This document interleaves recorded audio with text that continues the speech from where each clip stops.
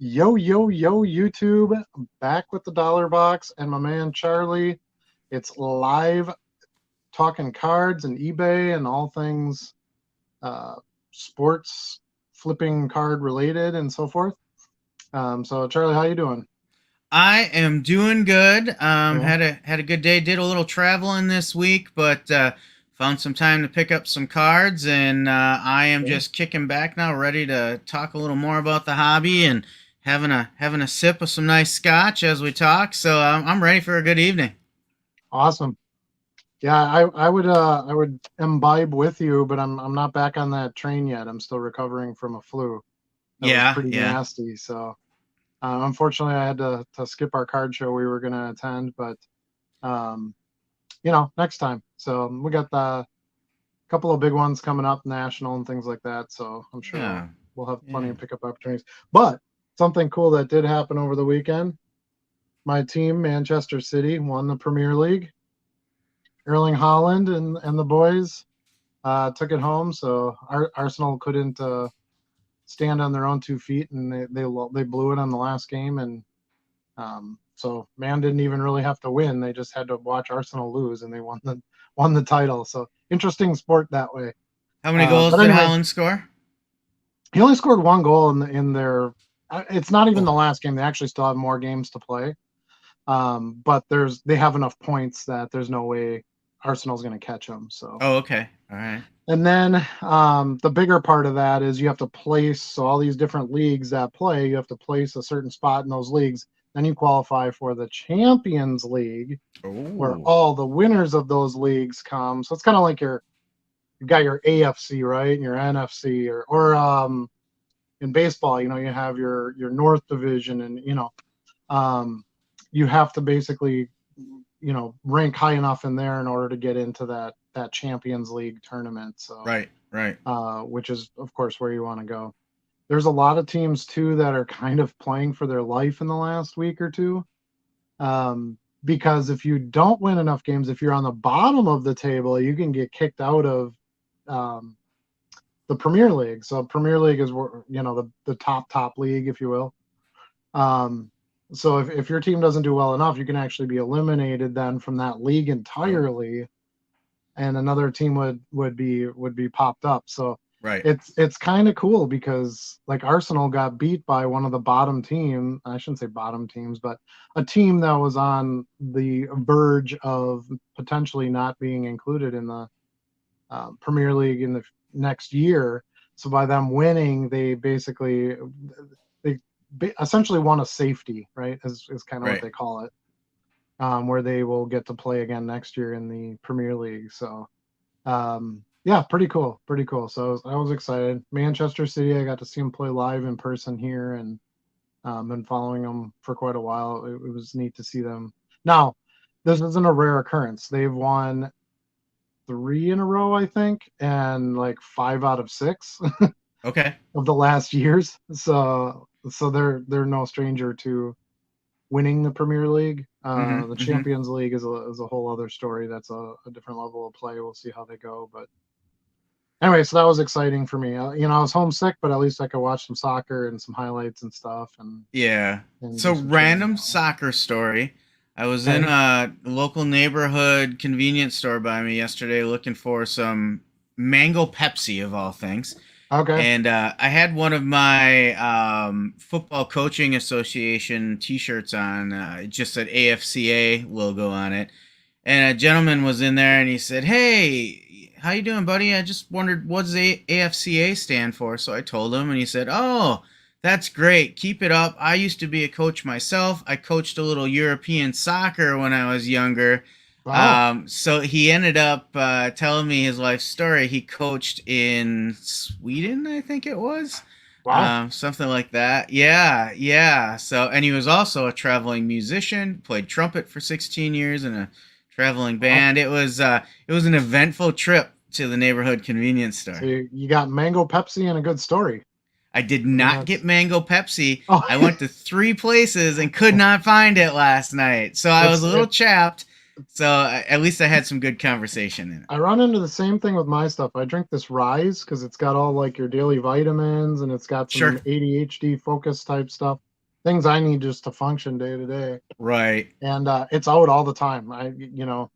I've ordered cases on Amazon when they pop up. Every time we don't go grocery shopping, we have it all delivered. But anytime I'm on there, I'm like, do they have any Ryes? And it's so weird that you can't buy a drink. I never would have thought that would be a problem in a million years. But Well, and the mango Pepsi is seasonal, so we always wait for it to sure, come out in the summer yeah, months. But funny thing too is I mentioned I had some travel this week, and I was down in the heart of Georgia, where Pepsi is kind of like a 4-letter word. It's yep, 5 letters, yeah, but it's it's Coke it's there, like a man. cuss word down I there. was I was Yeah, in Atlanta for a while. It's all about the Coke. yeah. I asked at a restaurant if they had Pepsi products or Coke, and I got the eye roll from the wait staff. Nice.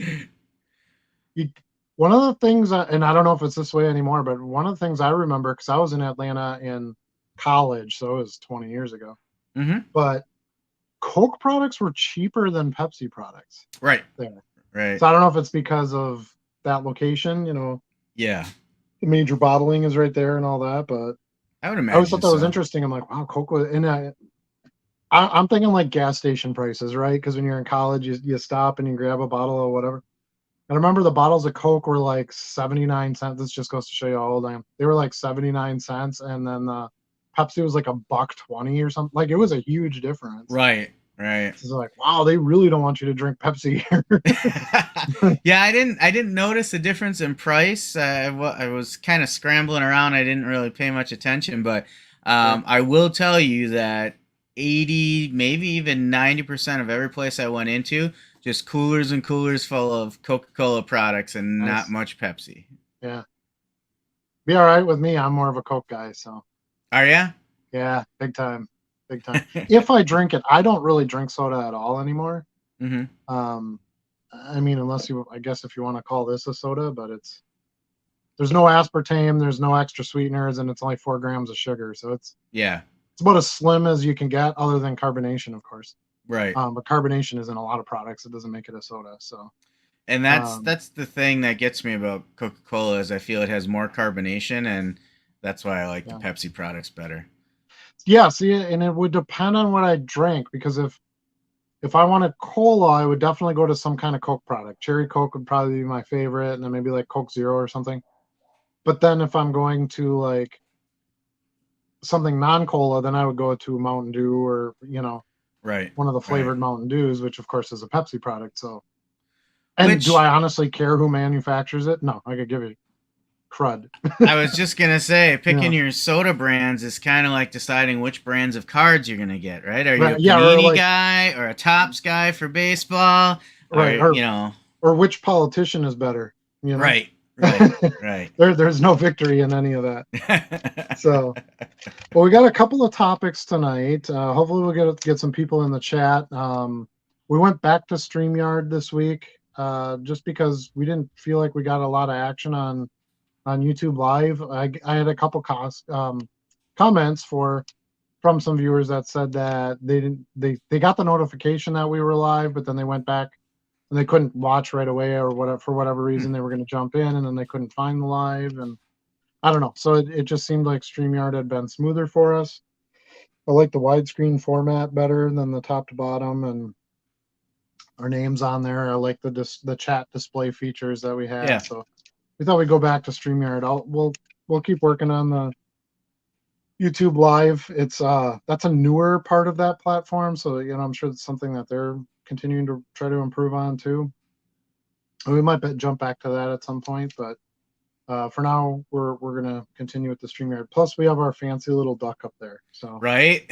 I mean, you don't get a duck when you're on YouTube, and I felt like that was worth everything. So We so have two welcome. ducks in the neighborhood that come back every spring. We've Sure, named them Fred and Wilma because they've been with us nice. about 10 years now. That's awesome. Yeah, they don't like change. They would rather continue to go back and forth to whatever they know, and Hmm. if they can be not disturbed, that works out best for them long term for sure. So okay, I had two topics, and then I had a third one I was thinking of yesterday, and now I can't remember what it was. And of course, I didn't write it down because I'm an idiot. Okay. Um, so maybe I'm sure we'll trip onto some other things as it goes. and maybe you and I even touched on it a little bit, but well, first of all, let's talk about the card show since I didn't go. Yeah. How was it? I know it's a smaller show. It's like what, 20, 25 tables? Yeah, something like that. It's just Yeah. a kind of a large garage behind the card shop there. Yep. It was, I would agree, it's a smaller show, but it had a pretty decent turnout. It's always busy. Yeah, I would say mostly folks with showcases though. There weren't a lot of value boxes there. Um, I made the rounds when I got there, just kind of looking to see where I wanted to spend some time. Sure. And I only really spotted one or two value boxes out of all those tables. So that's where I hunkered down. I think the guy felt bad for me after a while. He's like, "Man, can I get you a chair or something? Your Sure. back's got to be killing you." Because I was there at one table for a good couple hours. That's I what went it to, takes. yeah, I went through his That's what it takes. each one of his boxes because he had them sort of kind of like we do a lot of times. There's the dime box, quarter box, 50 cent, and the dollar, and I went through each one. My son went with me. He was a little disappointed because there was only one table with any Pokemon there, so he Yeah. bailed I on need me Pokemon. after the first couple hours. He said, "Dad, can I have the keys and go wait in the truck?" And I said, "No joyriding, 12-year-old." Right. But I went through there. I came home with 600 or so cards. I went there Okay. with really two goals. One, I knew I needed to build some inventory for football season because I haven't really stocked up on football. As we've talked about before, I'm primarily a baseball guy. That's just what I've bought in the past. But I love football as well, as we just talked about a short while ago. I'm a football coach as well, so obviously I Right. love football. So I wanted to build up that supply. I'm just looking over at the stack of cards I got. So I've got, let's see here, about three stacks like this I brought home of football cards. Yeah, 600 cards is a serious number. Yeah, and some decent stuff. I mean, here's a Steve Young card I got, and Debo Samuel. So are these mostly quarter box or like where was Mostly. I hit the dollar box last, and I probably only got maybe 50 or 60 out of there. A nice insert of Michael Thomas there. Nice. So things like Shiny. that. Yeah, we like our shiny things, right? It's all about the shiny. Yeah, I haven't really gone through to look at any comps on it yet to see if I got any, any real big wins out of that. But I feel Sure. pretty good about a base inventory on that, right? So Okay. Yeah. I've got some things that I believe will sell, can stay up for a while if need be, and they'll continue to be interest. I looked for mostly names that were either Hall of Famers or pretty common, NFL starters. Look for those inserts. Obviously, if I find a rookie card, I'm going to grab it. There wasn't a whole lot of that. But the other objective I had when I went in there is I want to get something new to continue to try and diversify my store. I think moving forward, Adam, I'm just going to say store. I know in the past I've clarified I don't really have a store, but I'm just going to say store moving forward. Yeah. You will. It'll be cost effective for you to upgrade. Yeah. For sure. Yeah. So I was kind of running through my head, what do I want to find? Something that I know people are interested in, something that I felt has a pretty rabid fan base and appeal. So at that same table, what I ran into is a racing value box. So I got like two stacks like this of all NASCAR, and there's a Kevin Harvick red parallel. Got a lot of cards that are just the cars themselves. Kind of take a look at that.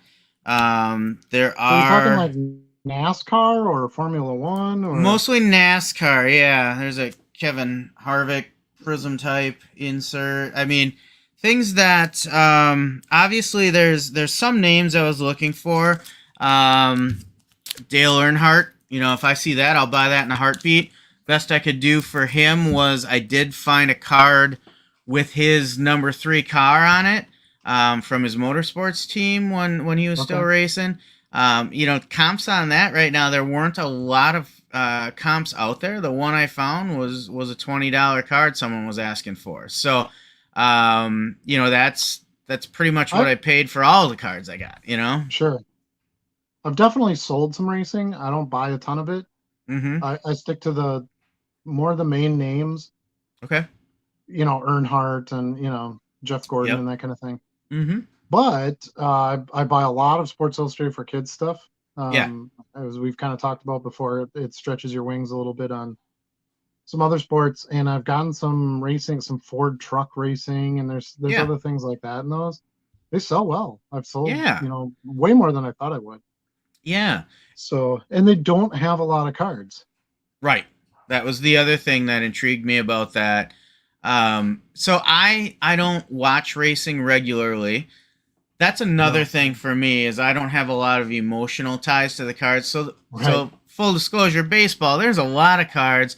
Like I look around the shelves at the top of my walls, there are a lot of nice cards, autographs, parallels, serial numbered cards that I have up that I know at some point I'm going to sell. But every time I think about selling, there's a little something that tugs at me and says, I just want to enjoy it for a little while longer. I don't have that at all in NASCAR, right? Mm-hmm. So those are purely business transaction cards that I got. Because I don't watch it a lot, I stuck to names that I knew. I got a lot of Dale Jr., the Armed Forces cars, whenever I saw those, I grabbed those. There's a lot of patriotic inserts that I grabbed. Things that I felt like were universally well-liked. You know, Rusty Wallace, Bubba Wallace as well. You know, names like that. Who's Bobby Labonte? You know, names that I knew just from growing up and having NASCAR on around me. I grew up in a small town out in the woods, and there was always a lot of NASCAR on TV at the, you know, local watering hole on the weekends and stuff. So I would hear those names, and I know who they are, and watched Sports Center for years, so I know these names, but I couldn't tell you who the top racers are on the series this year. You know, it just... Yeah, it had this, kind of like the WWE. I sort of compare these two together. So when we were younger, there was this huge fan bases that grew for WWE, right? When you had Ultimate Warrior and Hulk and, you know, all those guys. The same thing was exactly there for NASCAR. I can remember going in the mall and there was like a NASCAR store. You know, which doesn't seem like even possible now. Obviously it's not there anymore, but yeah, those fan bases, you know, blew up. I remember just watching people, you know, at events and stuff, and you'd see all these guys walking around with Jeff Gordon jackets on. And, Jeff Gordon's another name I grabbed every time I saw it. Yeah, and you know, I don't know that the newer drivers that, you know, it's got that kind of fan base anymore. Yeah, so I was talking. F1 seems to be big. Yeah, it is a lot, but I knew even less about F1, and there was some there, but I stayed away. I was talking about the patriotic card, so there's an example of what I'm talking about. There's a Dale Jr., the flag pattern. I mean, who wouldn't love that card? I love that card, and I'm not even a big fan. America. Yeah. America. Absolutely. Yeah. Right on. All right, let's Here's one of my favorites I gotta show, because I laughed so hard when I saw this, man. I've never seen a card like this before. Is it Beavis and Butthead? No, this is a Dale Earnhardt Jr., as they say, Back to the Future card. It is an Eclipse card. It is Dale, then and now, with the little bowl cut haircut on it. That's spicy. That made me giggle so hard when I came across that in the box. I'm like, I have to go home with every one of these I found. So I do have a few. I bet he loves that card. That's his favorite card of him ever. Like, thanks, absolutely. Mom. Yep. And the other cool one, I don't have it right in front of me right now, but here's the Dale Senior card that I found that Okay, It's got a that's pretty cool. good comp. With Yeah. the flag on the Oh, side. here it Flag is. It just came up. banner. This is one of my favorites. That tugged at my heart a little bit. Like father, Yep. like son. Yeah. It's the junior card there. So I I don't, like I said, I don't know a lot about racing, but I knew enough to be dangerous going through that value box. Yeah. So I'm kind of excited to see. First of all, I got to get all these listed. So if you got Mhm. nothing to do, come on over and list some cards with me. I've got plenty of listing to do myself, my friend. It never ends. I've Yeah, got but my piles. Maybe I'll move the camera later, but I've got my piles over here. yeah, I'm Ready to do I'm this. out of my normal workspace right There's now. all my stacks that I've got to work on. Sure, sure. Well, it's yeah. The table's never empty. That's for sure. And the thing But I that's part like of the fun. The thing I like about going through the value boxes, dollar boxes, quarter boxes, whatever, is you're really doing your sorting there, right? Hmm. You're not grabbing the cards that you're going to end up throwing in a dime box. You're grabbing the Right. cards that you really feel you can turn versus, buying a box, which I did buy a box today too. I got some Topps Heritage. Heritage, yep. Nice. So I'm gonna go through that box, and yes, I'll have the auto or relic cards, but then I'm gonna have a whole bunch of cards that I'm probably never gonna do anything with Right. too. Yeah, Yeah, but and that's the plus and the minus to buying a box. Sometimes I like that because it forces me to buy players that I wouldn't normally grab. right, Um, so yeah, I think you have to do a little bit of all of it, to be honest with you, to right, be the most successful. If you just focus on like one player and you're just going to try to buy and flip that and know all those cards, well, you're really limiting, your buyer pool. And yeah, it's if you really want to grow and be able to service a lot of customers, you gotta expand out and do some other things. I sell a right, ton of non-sport. I never thought I would have non-sport stuff. I've always collected the packs, but I never thought anybody would want the cards, and right. sell a ton of that stuff. And they're super fun to have, and Mm-hmm. relatively Mm-hmm. inexpensive compared to sports cards. So Yeah, that's um, something I'd like to do more of. I just haven't mhm, really come across them. I haven't done any dedicated searches for them either. yeah. But we've talked about. I've got a few, like a Harry Houdini card that I came Mhm, across. If I see them in a value box, a lot of times I'll grab them. I also like kind of the non-mainstream sports. Like, mhm. I remember maybe a month ago, I was going through a box and I came across a women's beach volleyball card, and I was like, Mhm. how many of those can be out there? Yeah, Sports Um, Illustrated for Kids has quite a few. They're yeah, about the only ones that have ever really produced them. I just bought. Do you know who Kelly Slater is? yeah, I just bought a Kelly Slater rookie card, Sports really. Illustrated for Kids card. From the Yeah, surfing tour. from surfing. Yeah. Yeah. So Jeremy McGrath. I got some of his stuff Mm-hmm. coming. Mm-hmm. Bucky Lasik or Lasick, I think is how you pronounce it. I'm Yep. trying to find some Bam Margera stuff, but Okay. that's all dried up. He's Yeah. got Yeah. he's got such a social fan base and stuff that Yeah. um unfortunately he's not doing well personally, but his time with Jackass and then the Bam show, Right. and obviously his skating accolades, it has quite a fan following. So I haven't been able to find anything, but Right. um I would love to get some Matt Hoffman cards. Okay. I'm Yep. actually looking BMX. at, and Bree gave me, Brianna's my wife. She gave me the approval to buy a BMX bike.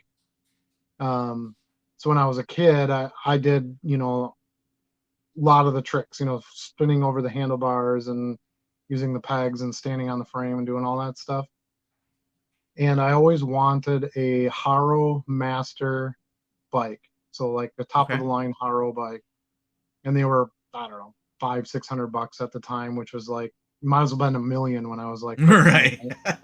So I remember buying the BMX magazines because that was as close as I could get to the bike. Yeah. Was I could spend the $4 on the magazine, and I'd look through, and then I'd start to look at prices of parts, and well, maybe I could buy, because I'd build a lot of my own bikes.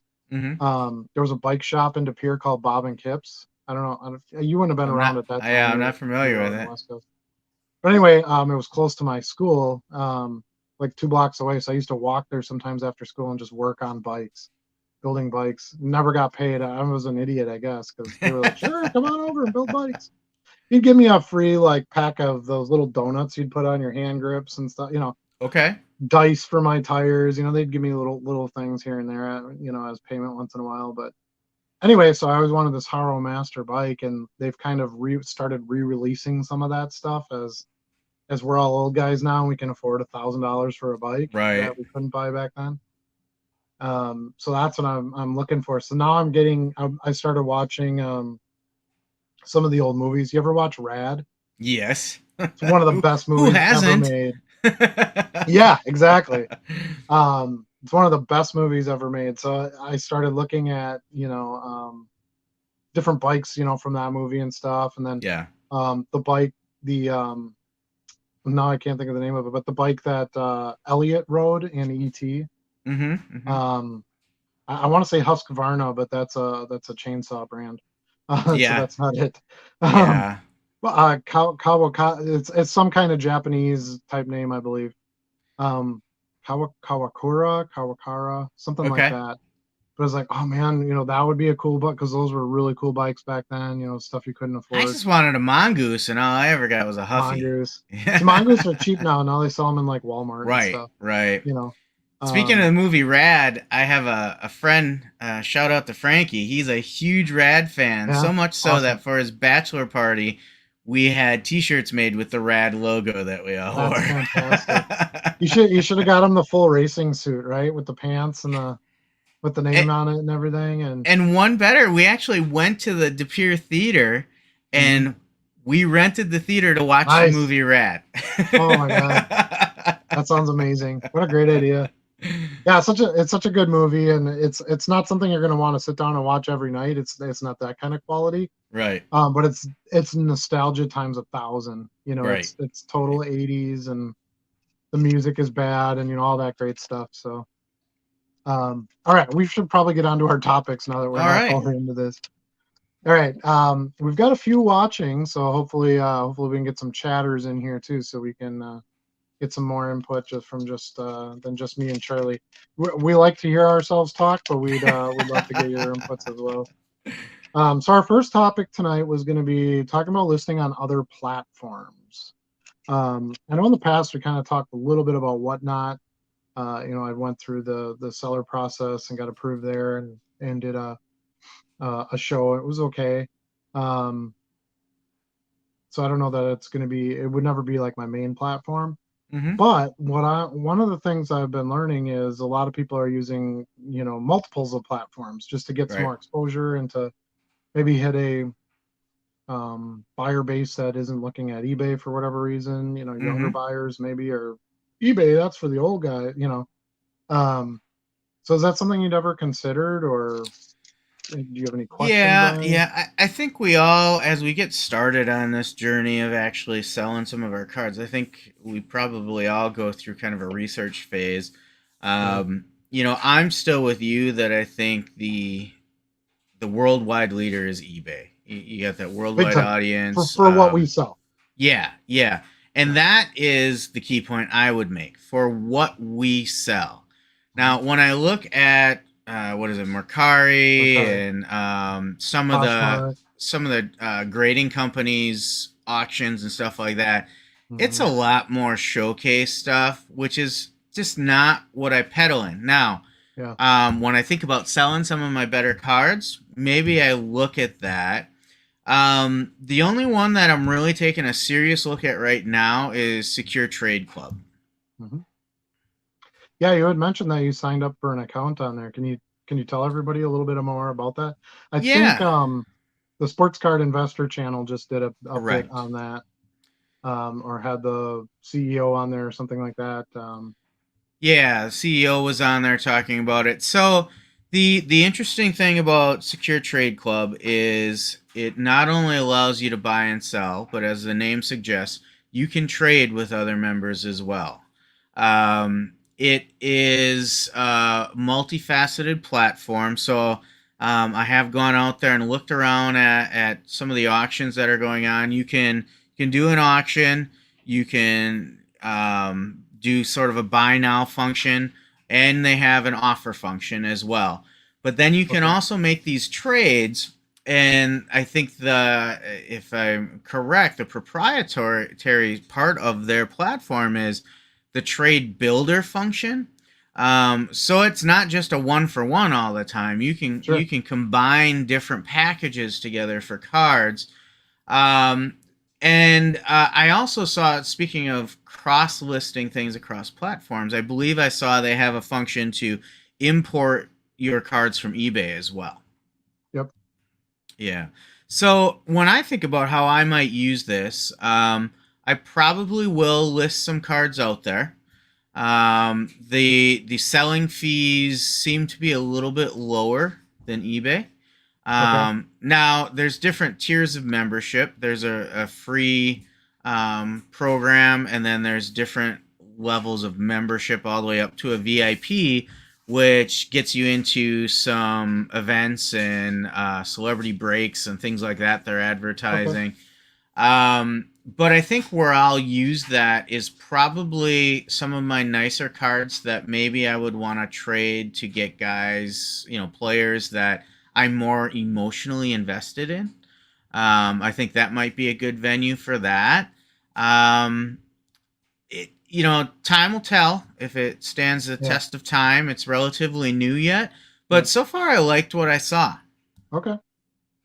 Yeah, I was actually contemplating opening an account too. So once you had mentioned it, I thought, okay, well, I'll jump in and I'll take a look and see. I never really got into there's a lot of things in sports cards tanking right now for obvious Yeah. reasons. The fractional share stuff and Hmm. some of those. I never really got into any of that. I was kind of thought that was, I don't know. It just what really wasn't for me. It took too much out of the cards themselves. Like NFTs, I own some NFTs. I think NFTs are cool, and I think there's a great marketplace for that, and it is a Okay. future in trading. But I don't want my sports cards to be NFTs. They're cardboard with shiny surfaces. Like you can't. It's not this. I don't know. Why would you try to take something like that and then completely change it into something else? Like Right. it seems like that was destined to fail. Even when the market was hot, it was struggling to try to really go. Hmm. Um, but yeah, I haven't listed on.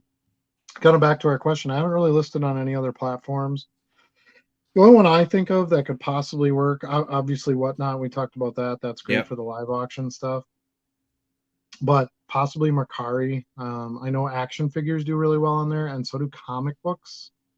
Which, if you ever want to equate the market of sports cards to anything, it would be comic books. They're about the only thing that's really close enough together. Maybe action figures to a small degree. Um, but the biggest thing I struggle with, because I like the low end stuff, I like the quantity for profit type of thing. Hmm.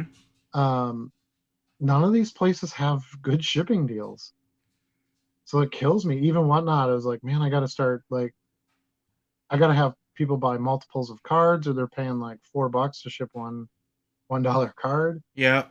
Which fine, that's on them, but I just don't like the value part of that. Yeah. Um, and yeah, Mercari, you have to use their shipping services.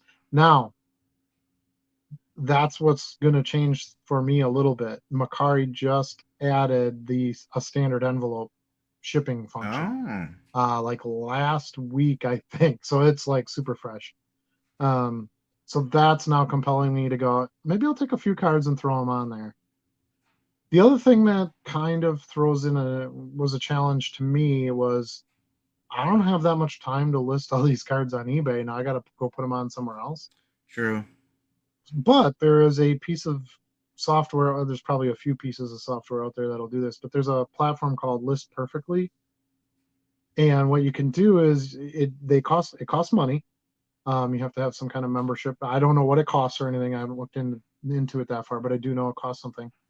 You can literally copy your eBay listings into List Perfectly, Uh-huh. and then they'll give you all the different platform options. You have to open an account with each one. Obviously, you can't sell on Mercari if you don't have a Mercari account. Right. But anyway, you link your accounts to link to List Perfectly, so then you can take those eBay listings and you can go, okay, I want to push these to Mercari, and then it throws, all that listing up for you on Mercari. And it allows you to make changes or adjustments on the Mercari listing if you want, before it goes live. But everything literally just copies over. And if you're good with what it was on eBay, you can just list it and have it ready to go on Mercari. So Okay. there's becoming a little bit more viability to maybe doing another one, or to using another platform. The other one would be ComC. That would be the other platform for the low end cards. And I've kind of talked about them in the past, and I do some stuff on ComC, but I don't send in cards and sell them there. I buy them on the cheap and then don't withdraw my money, and then Oh, okay. I'll resell them for profit and then use my profits. So I basically just build an account balance on there, which I like because I don't have to. The customer who buys the card from me doesn't have to pay shipping unless they want to, or unless they want to bulk it with other things they buy to save. And I don't have to pay any shipping. So I could buy a 10-cent card if I want, and I don't have to pay, any kind of shipping or tax or anything like that, because I'm keeping that money is not being drawn for my profit. Now, when you go to take your money out, or you go to draw your cards, of course, then there's expenses. But I like the fact that I can control my expenses on that versus when an eBay transaction happens, that's it. Right.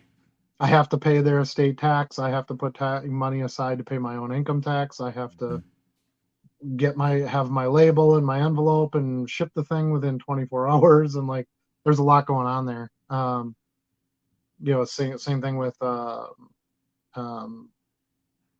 Whatnot, for that matter. When it sells, they pay instantly, which I like, because you and I just recently had a conversation about why do people make offers on cards, you Right. accept it, and then they don't pay. Like, it's insane.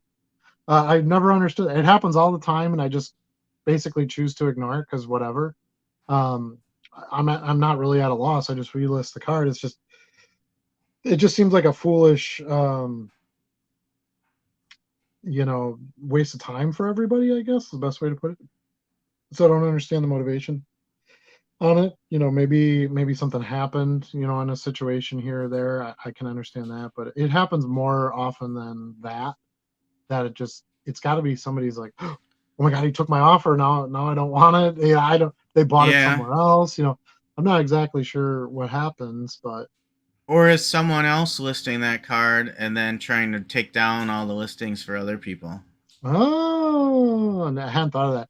I would say in my cases of who's bought, no, because these buyers have like 100 feedback, and they're not really selling any. Okay. Okay. They're just straight up PCers, looking for cards they want or cards for their nephew or whatever the case may be. Yeah, I Um, know the one I'm dealing with right now seemed to be a newer buyer. I think only had 2 feedback items, something like that.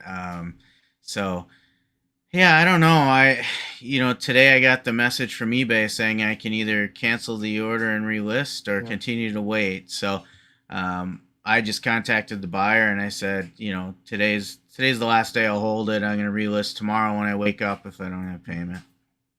Yeah, so I essentially don't touch any of those at all. Like I told you, I just have it set so that eBay automatically cancels it over a period of time. I get a notification that they canceled it, and then boom, I go relist it. Hmm.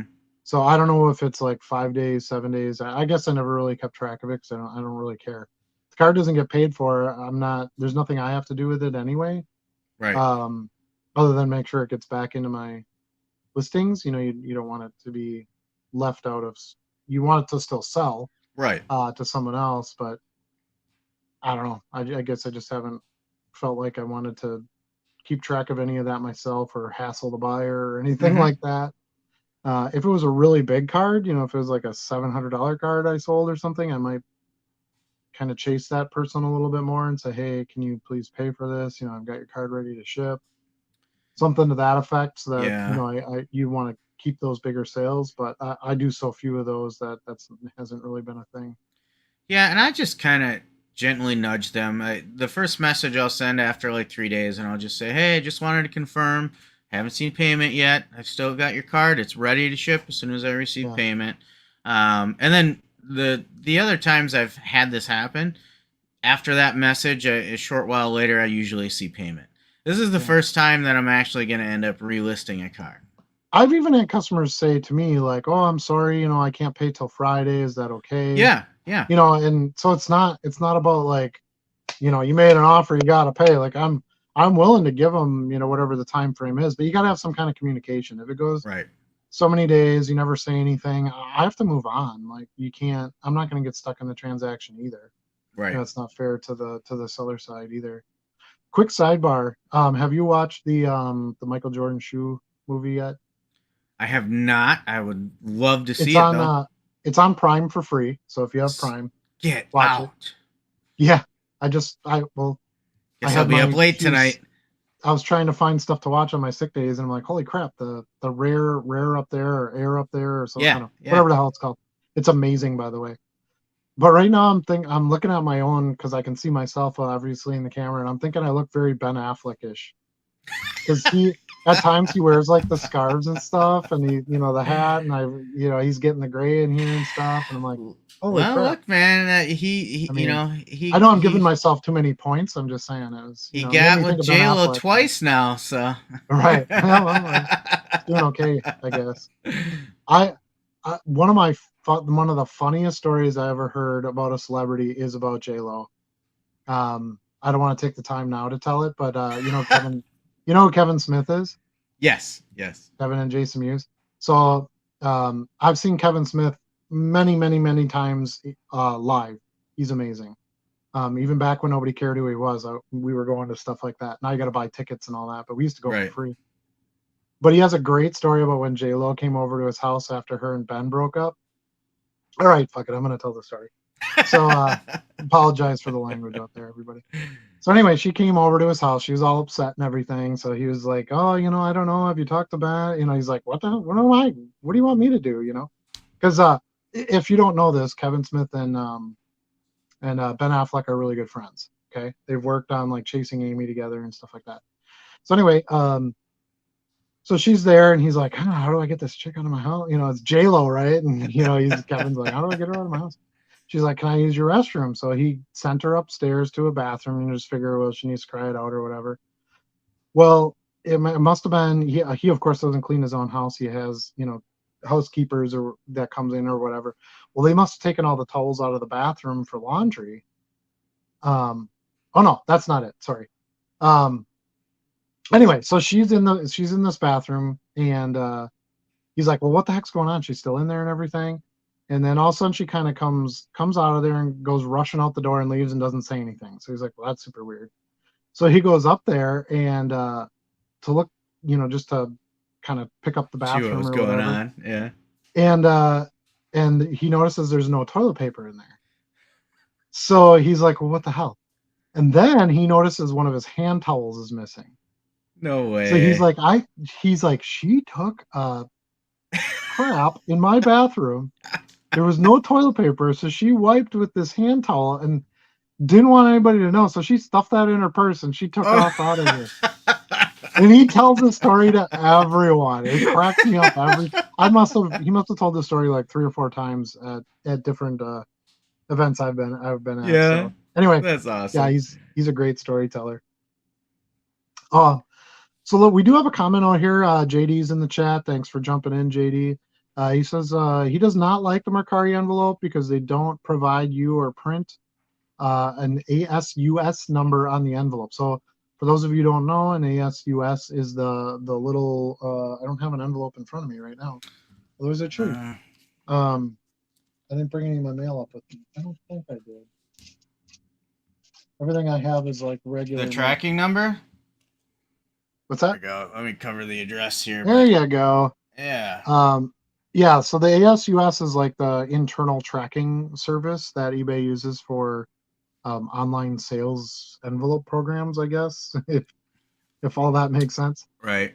So anyway, I believe Mercari is going to be adding that onto that label. I think that's like they're working on that system to get it into Mercari.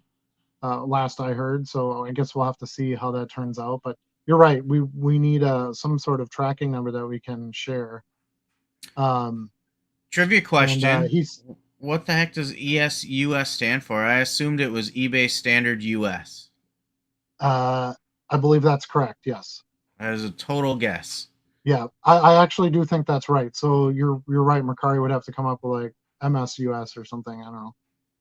Um, he says he uses that to track the easy ship if eBay's Sure. tracking is down. And he's right. eBay, you can't track it on the postal service website, where I have to correct customers with that sometimes because they're like, I got the tracking number, but I can't. It doesn't work.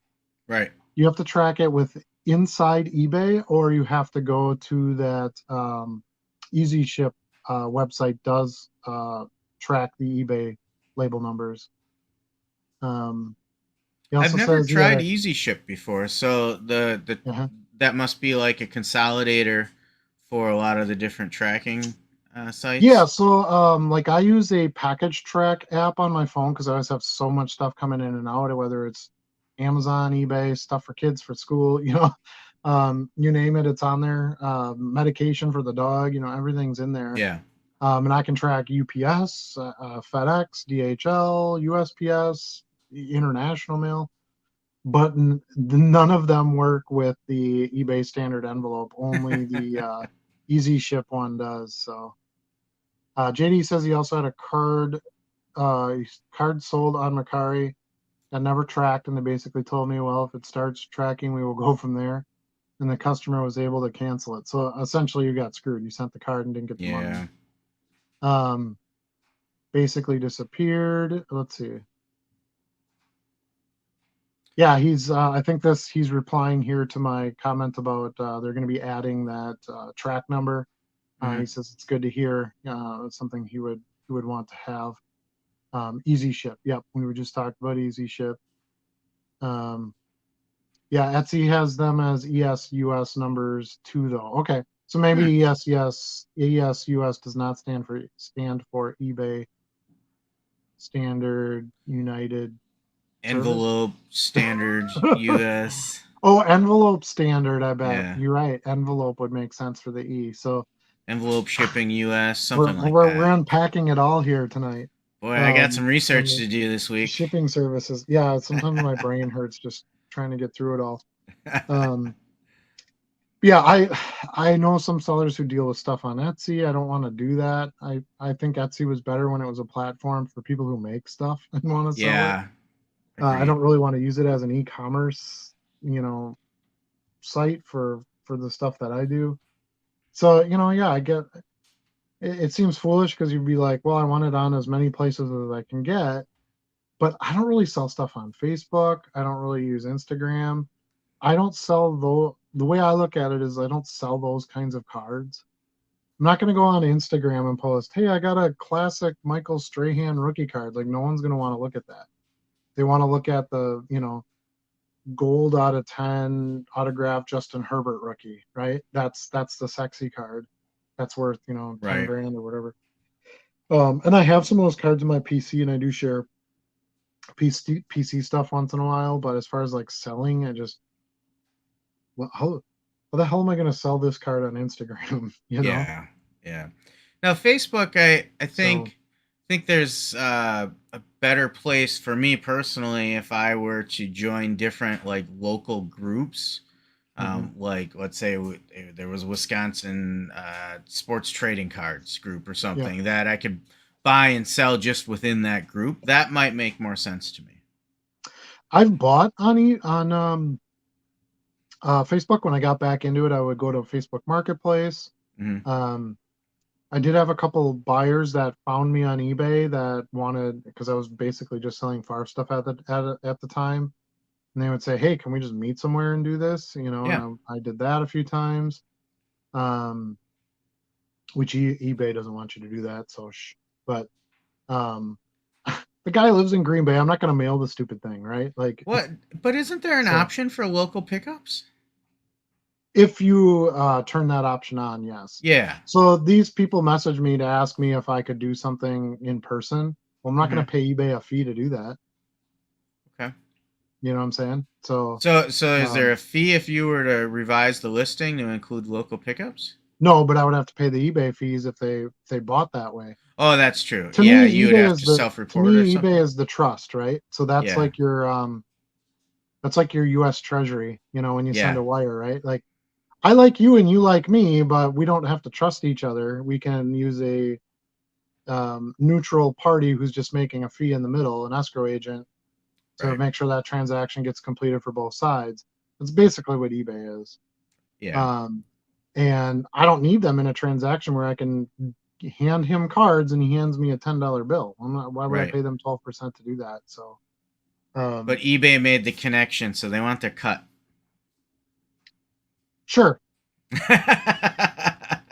So, yeah, I mean that's very few and far between, but yeah, I think Facebook Marketplace can be a good place because there are obviously no expenses and it can be local, but there's so much junk posted on there. Like every Right. card listing I is, agree.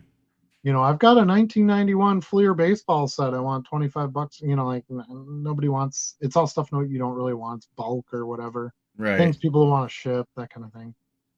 Um, JD said he sold cards on Etsy, but they have quite a barrier with listing fees. Dude, you're not kidding. So I have an Etsy store. So another sidebar, I do Star Wars costuming as a hobby as well. I was way into it for many years, and I made a lot of different props and um, weapons and stuff like that. Non-functioning weapons, of course. But I sold a lot of that stuff on eBay, and man, they hammer you with fees. I can remember a couple of, especially I sold a blaster that I made, a Star Wars blaster that I made to somebody in Italy, and they charged me like 20 some percent of the sale price. Plus, I had to pay all the shipping and all that good stuff, of course, too. Um, yeah, it was insane. And that was before like converting the money from euros to dollars. And like I got just hit hard on that deal. Um, but Etsy was the marketplace for people who make stuff. It was that's the appropriate place to have something like that. And I can't sell fake weapon props on eBay as easily. There's a lot more rules and things like that. Right. So, um, yeah. So, a place for everything, I guess. And I just do not think Etsy is the place for cards. And I don't think they really want it to be the place for cards because I don't see them coming up with like a standard envelope or doing something like that. It's just not who they are. It's not at their core. Yeah. So essentially, what we've determined is Macari can be okay. Like they're starting to put some effort into um, making cards viable to sell on Mercari. I have a lot of friends who sell on eBay, not card stuff, but like regular stuff, like Goodwill flip type stuff, and Hmm. they're doing a lot on Mercari now. They've, basically whatever's on eBay now they've moved to copied to Mercari um, because they've had some success on there. So I think as they grow, that becomes a more viable place. Poshmark is essentially clothing, so I don't think anybody sells cards on there. So I'd say we just take that out of the mix. Etsy's too expensive and doesn't have a good shipping program. Uh, ComC can be viable if you want to send all your cards in. They charge you 50 cents a card to store. Hmm. So if you're going to sell a $1 card, yeah, Yeah, that's not a that's why great I don't margin. send. That's why I don't send any cards in there. And it takes them like 6 weeks to scan them and get them in there, and it's not cool. But I believe that's a good place to transact, just not list, if that makes sense. Um, and then let's see, who else did we talk about? I think those are the ones. Oh, and Whatnot. We obviously talked Yeah. about their place. Now that's my segue. So Whatnot is basically, it's obviously a much smaller version of eBay, but their key is that everything is a live auction, right? So it's a show like this, and you go, hey, ladies and gentlemen, I got this card right here. We'll start the bidding at $1, and everything pops on the screen. And if you want to bid, you just slide and make everything really easy. They prep all the shipping labels for you. They collect all the payments, and then they just pay you. When your shows are done and stuff like that. There's a lot of value in that because you don't have to sit on inventory. Things you want to move, you could move right away. So I think that's extremely viable, and it's why Whatnot has exploded. It's been a lot easier for breakers. So breakers before, if you're not too familiar with breakers, but a breaker they'd have their box of Topps Heritage like you got Mhm. there, excuse me. Then they'd have to go on, let's say, eBay and sell the spots for each of the teams, right? Yep. So the Braves are, $25, and the big rookie this year is on the Orioles, so their spot is $75, so on. Now you can do it all right on Whatnot. You can put them all on there. They have a spinning wheel function for randomizing, and you can nail all the teams right there. Everybody has to pay right away to be in the break, and when your cards are done, they automatically give the breaker the label to ship all the cards up. Awesome for that. Single cards, I don't know. I'm still kind of finding my place for that as far as the low end stuff. But I think as it grows there, and I think they will, I shouldn't even say I think. I'm 99% positive they are going to have a standard envelope feature, because cards has become such a huge part of their business. Um, if you don't know much about the history or whatnot, they started as a Funko Pop live auction site. So Funko Pops were being sold pretty regularly on like Facebook Live and Instagram Live and those apps. And somebody was like, "Well, hey, why don't we just have an app where we can just sell these Funko Pops and we can get payment right away and you don't have to track it and all that Sure. kind of stuff."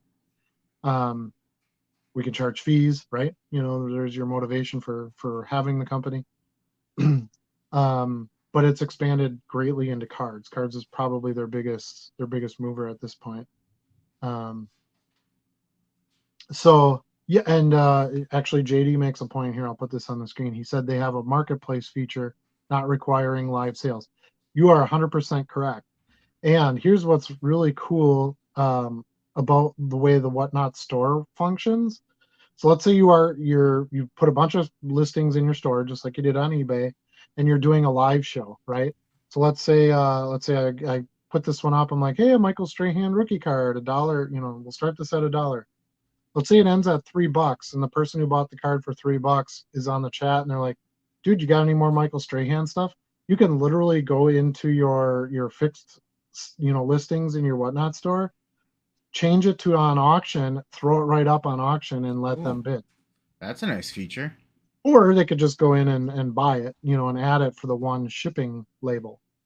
And again, Whatnot takes care of all the labels, all that stuff. So I really think that they've got something going. And that segues into my second topic for tonight, which is, do you think eBay will do unlimited auctions to try to compete? Because right now, that's really the only thing they limit you on as a seller.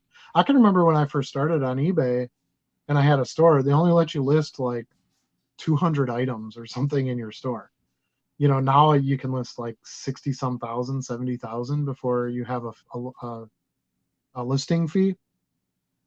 So why don't they just not limit auction? You could literally just sit here with this stack right now, and I could just go list auction, list auction, list auction, list. Yeah. Will they have a live auction feature? Will they do any of that stuff? I don't know. I don't know if eBay is really built to be that way, and they're a bigger marketplace than Whatnot, so it would be a bigger undertaking. But I think giving unlimited auctions would be a super easy thing for them to turn on. They just simply wouldn't charge you the listing fee, Hmm. up to a certain number of items. And boom, it would give you that option to quick move some inventory. They could make some quick back end fees. It draws buyers into your store, because a lot of times when I do sell a card on auction, the buyer will go in and buy some more cards out of the store, to combine, because I do like a discount if you buy so many cards, things like that. I think that you could really start moving a lot more stuff. And that's why I actually do my auction. Like, so I get 500 free auctions every month, right, on my store account. And I do list all 500 auctions every month. And a friend of mine who sells low-end cards for a living on eBay said, well, I don't use any of my auctions. What am I going to do with my $1 cards on auctions? And I said, Hmm. get $1 for them. For me, it's actually a way for me to get rid of inventory that just sits there that I got multiples of.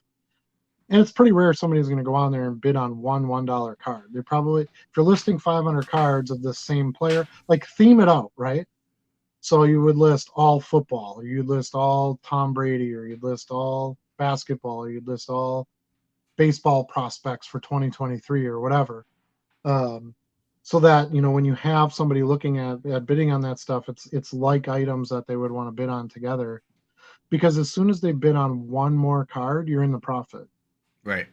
So, because if I paid 17 cents for this card and it sells at auction for $1 free shipping, I don't make any money, which I'm okay with. If I send out 4 or 5 cards a month, and don't make any money on it, that's fine. It also gains you a customer. It gets you a Right. feedback, gives you an opportunity to service a customer who wasn't shopping in your store, and show them who you are.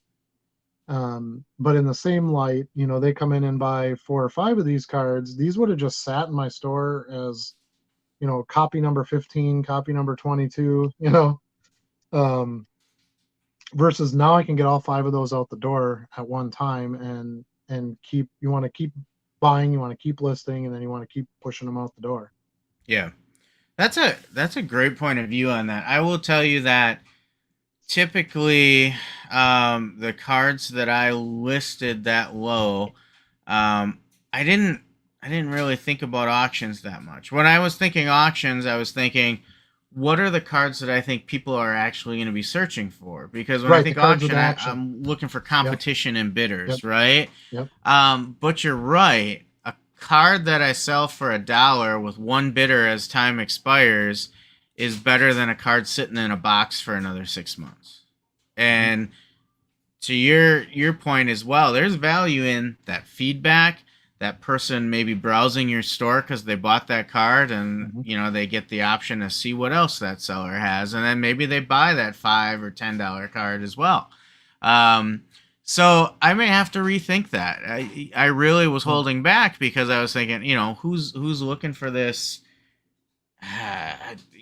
Sammy Sosa card from 1990, whatever, 8 or 9, when he was just about mhm. done. Um, it's not the one people want, so why am I going to put an auction out there? I'd rather list it for buy it now because there's probably going to be someone looking to complete a set sometime or something. Well, and if nobody bids on it, it doesn't cost you anything. Right, right. So who cares? Some time, right? Time definitely has value. I don't mean to diminish that, but um, yeah, everyone looks at auctions exactly the way you do, and that's why I've stressed, and I've mentioned this in a bunch of different videos and stuff I've made too. I use it as a way to clear out my inventory. I don't want to list the hot guys. I want to list the hot guy at the top price in my store. I don't want to auction it. I Yeah, want to give somebody a deal on Brock Purdy after he's won 12 straight games. I want to get the top dollar for that guy. Or Jamal Murray right now is the hot guy. He's the hot hand in basketball with the Nuggets, who just completely obliterated the Lakers, by the way. Um, I want to, if that Jamal Murray card is selling for $10, I want to list it for 12 in my store. Why the hell would I auction it? right. So yeah, I always looked at it as the opposite of I don't care if it gets a lot of action. If it gets one bid, I'm further along than having it in the box. Right. And you have to think about that algorithm. That algorithm takes into effect. You have are people viewing your items, things like that. There are people who only bid on auctions. They don't buy in the store. Yeah. I have people who literally buy auctions from me every single month and have for over a year, consistently buy my auction items, and I've never bought anything from my store. Really? Oh yeah, absolutely. Now I do try to make So sure that I routinely have some auctions out there. I don't want to go weeks with no auctions out there. Like mhm. I I reach a point where I say, okay, I haven't had a auction in a couple days. I need to get something out there because I think eBay does account for that in the algorithm when you're using multiple, selling modes and things of that Yep. nature. Yeah. So, and again, let's say somebody looks at that auction and they're like, well, I don't want that stupid Favre card, but looks like he's got a lot of Favre cards. I'll go check in his store. Maybe they buy 4 or 5 other Favre cards that I'm not auctioning. Right. You know, Right. um, I just think it's a great way to expand your use on that platform and get some more exposure. And which generally will get you some more sales.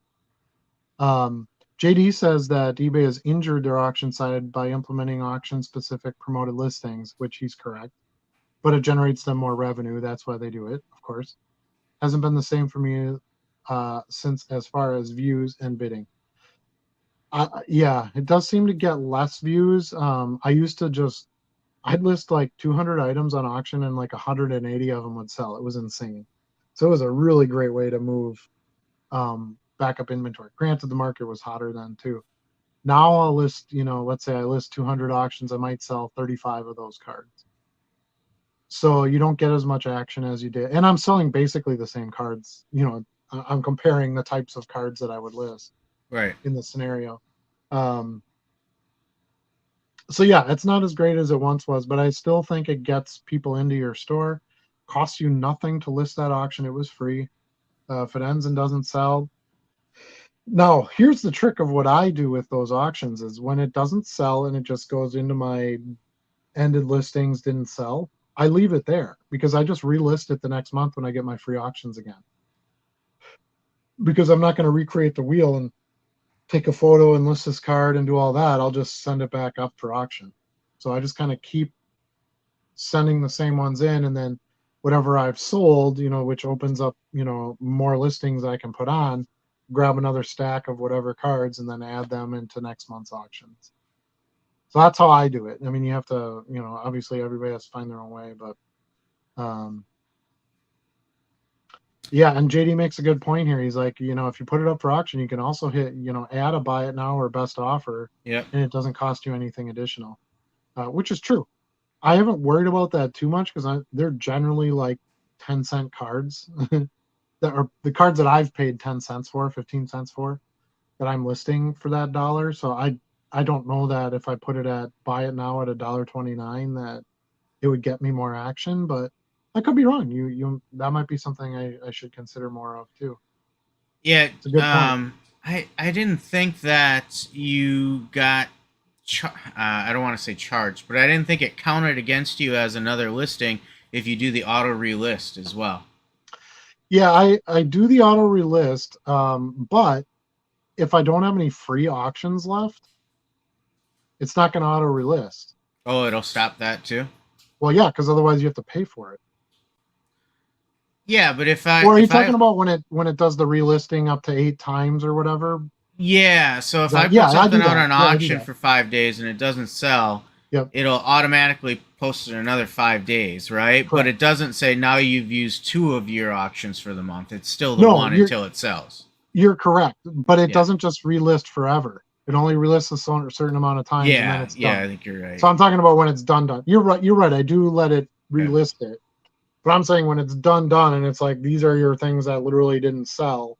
Yeah. And I get my next 500 free auctions, I throw them back up there. Okay. Yeah, you absolutely want to use the automatic relisting, yes. And JD just pointed that out, and he's correct. I believe it relists it up to 8 times. Yeah, I think so. Yeah. So you essentially I always do 7-day auctions because I want to do it as long as the longest period I can that's free. Yeah. If you go longer than 7, then they charge you a premium for that. Because again, my motivation is just to get eyes on my stuff, and I'm not going to break the bank doing the auctions. Now, the other reason I like the auctions is because my store costs me $60 a month. So I look at it, or 10 days. JD says 10 days free. I thought it was only 7, but okay. It is 10, and I think one strategy a lot of people use is to try and catch 2 weekends in that 10-day span. Okay. Yeah. Yeah, I don't think weekends are going to matter for a 1994 Topps Brett Favre card. Never know. Maybe. But anyway, I forgot what I was going to say. Yeah, I think the auctions are underutilized now, which is super weird to say because when eBay started, that's all it was. Right. I remember that. All we did was auctions. We kept listing them, and anyway, I don't remember what I was going to say now. My store cost me $59.95 a month. So I look at it like if I can quick dump a bunch of 500 cards out there and I sell 60 of them, paid for my store for the month. With a bunch of cards that would have just been sitting in a box. Yeah. So I get them out to a collector. I get more eyes on my stuff. I get some nice feedback numbers. I maybe gain a customer. I can get some combined sales out of that and make some profit. I could sell additional items outside those auctions and make some money. Or worst case scenario, at least get enough out of it that I could pay my store expense. So, and I think, yeah, it's funny you mentioned the weekend, because I think that's why in my head it was always 7 days, because I would do the auctions on Sunday and have them end on Sunday when that actually mattered.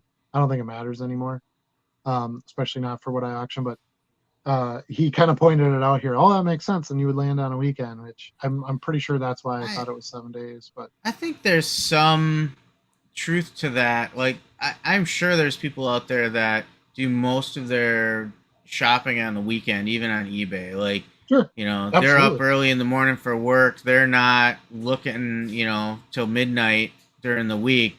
But then when Friday night hits, like, if they're in between something, they're on eBay, searching those auctions. But the I other am. thing, yeah, but the other thing too is, I'm assuming that a lot of people are like me. They don't really care about the auction that's got 5 days to go. Yeah. Our attention spans aren't long enough for Right. it. We're looking for those auctions ending soon. Yeah. So the reality probably is most people are only shopping as it nears that weekend where it's ending. Yeah. Again, I'm kind of the opposite on that. I try to zag when people are zigging, or zig when people are zagging. I don't know which way is which, but I like to, when I search for items to buy, I look at what was newly listed. I don't want the stuff that's ending soon. So, and mainly it's because I'm flat out making offers on stuff more than I am bidding on auctions. Yep, that makes a But difference. I just assume, like, let's say it's a Brady lot of 50 base cards, right? And it's on auction and there's 5 days to go. I'd rather just go put my bid in of $25 or whatever I feel like I would want to pay and be done with it. If it sells for more than that, I don't really care. Yeah. If it sells for $12, great, I won. I don't have to keep track of that auction and be there for the last 10 seconds. I don't have to go to my sniper program and put in my amount and have it bid at 10 seconds left. I'm not Hmm. buying that kind of stuff generally. If it's a super rare Favre card, that comes up once in a generation, and something I want, I definitely use a sniper, and there are reasons to implore that service. But honestly, even in that situation, this is gonna sound bad, but I'm more motivated to be like, I'm gonna message this guy. He's got it listed at $50. I figure it could go for about 100. I'm just gonna message him and ask him if he'll take $90 for it. Just buy the darn thing. Have him end the auction, give him the $90, and I get the card. He gets $90. We're all done, Hmm. which has worked for me often. Um, as a matter of fact, a lot of the really big Favre cards I bought was actually from a local lady. It was a collection her uncle had. He did a great job, bought really good stuff, and he passed away and left them to her. And she's like, I don't know what to do with these. So she started listing them on eBay, and I found the card, and I'm like, hey, what else do you got? Because one of them was like a precious metal gems, which I bought from her. Um, so a lot of the wild card stripe cards, the tougher ones to get, things like that. And I would just meet her at a post office and give her cash, for cards. So I didn't want to wait out on auctions and do all that stuff. She didn't really want to do any of that either. It wasn't what she was out. Her goal was. Um, she works full time. She's a nurse, works a ton of hours. They were building a house at the time. Like, she didn't want to sit on there and sell Brett Right. Favre cards or Packer cars or whatever, whatever she had. No, the only thing I passed up on from her is she had 4 Hank Aaron rookies, and it was all modern cards, and I was motivated to get my Favre stuff at the time. I wasn't doing as much of this, the business, if you will, as I am Hmm. now. And I passed on those, and that was dumb. Because I could have seen him in person. I could have picked out the best one of the Right. 4 Right. and paid her price.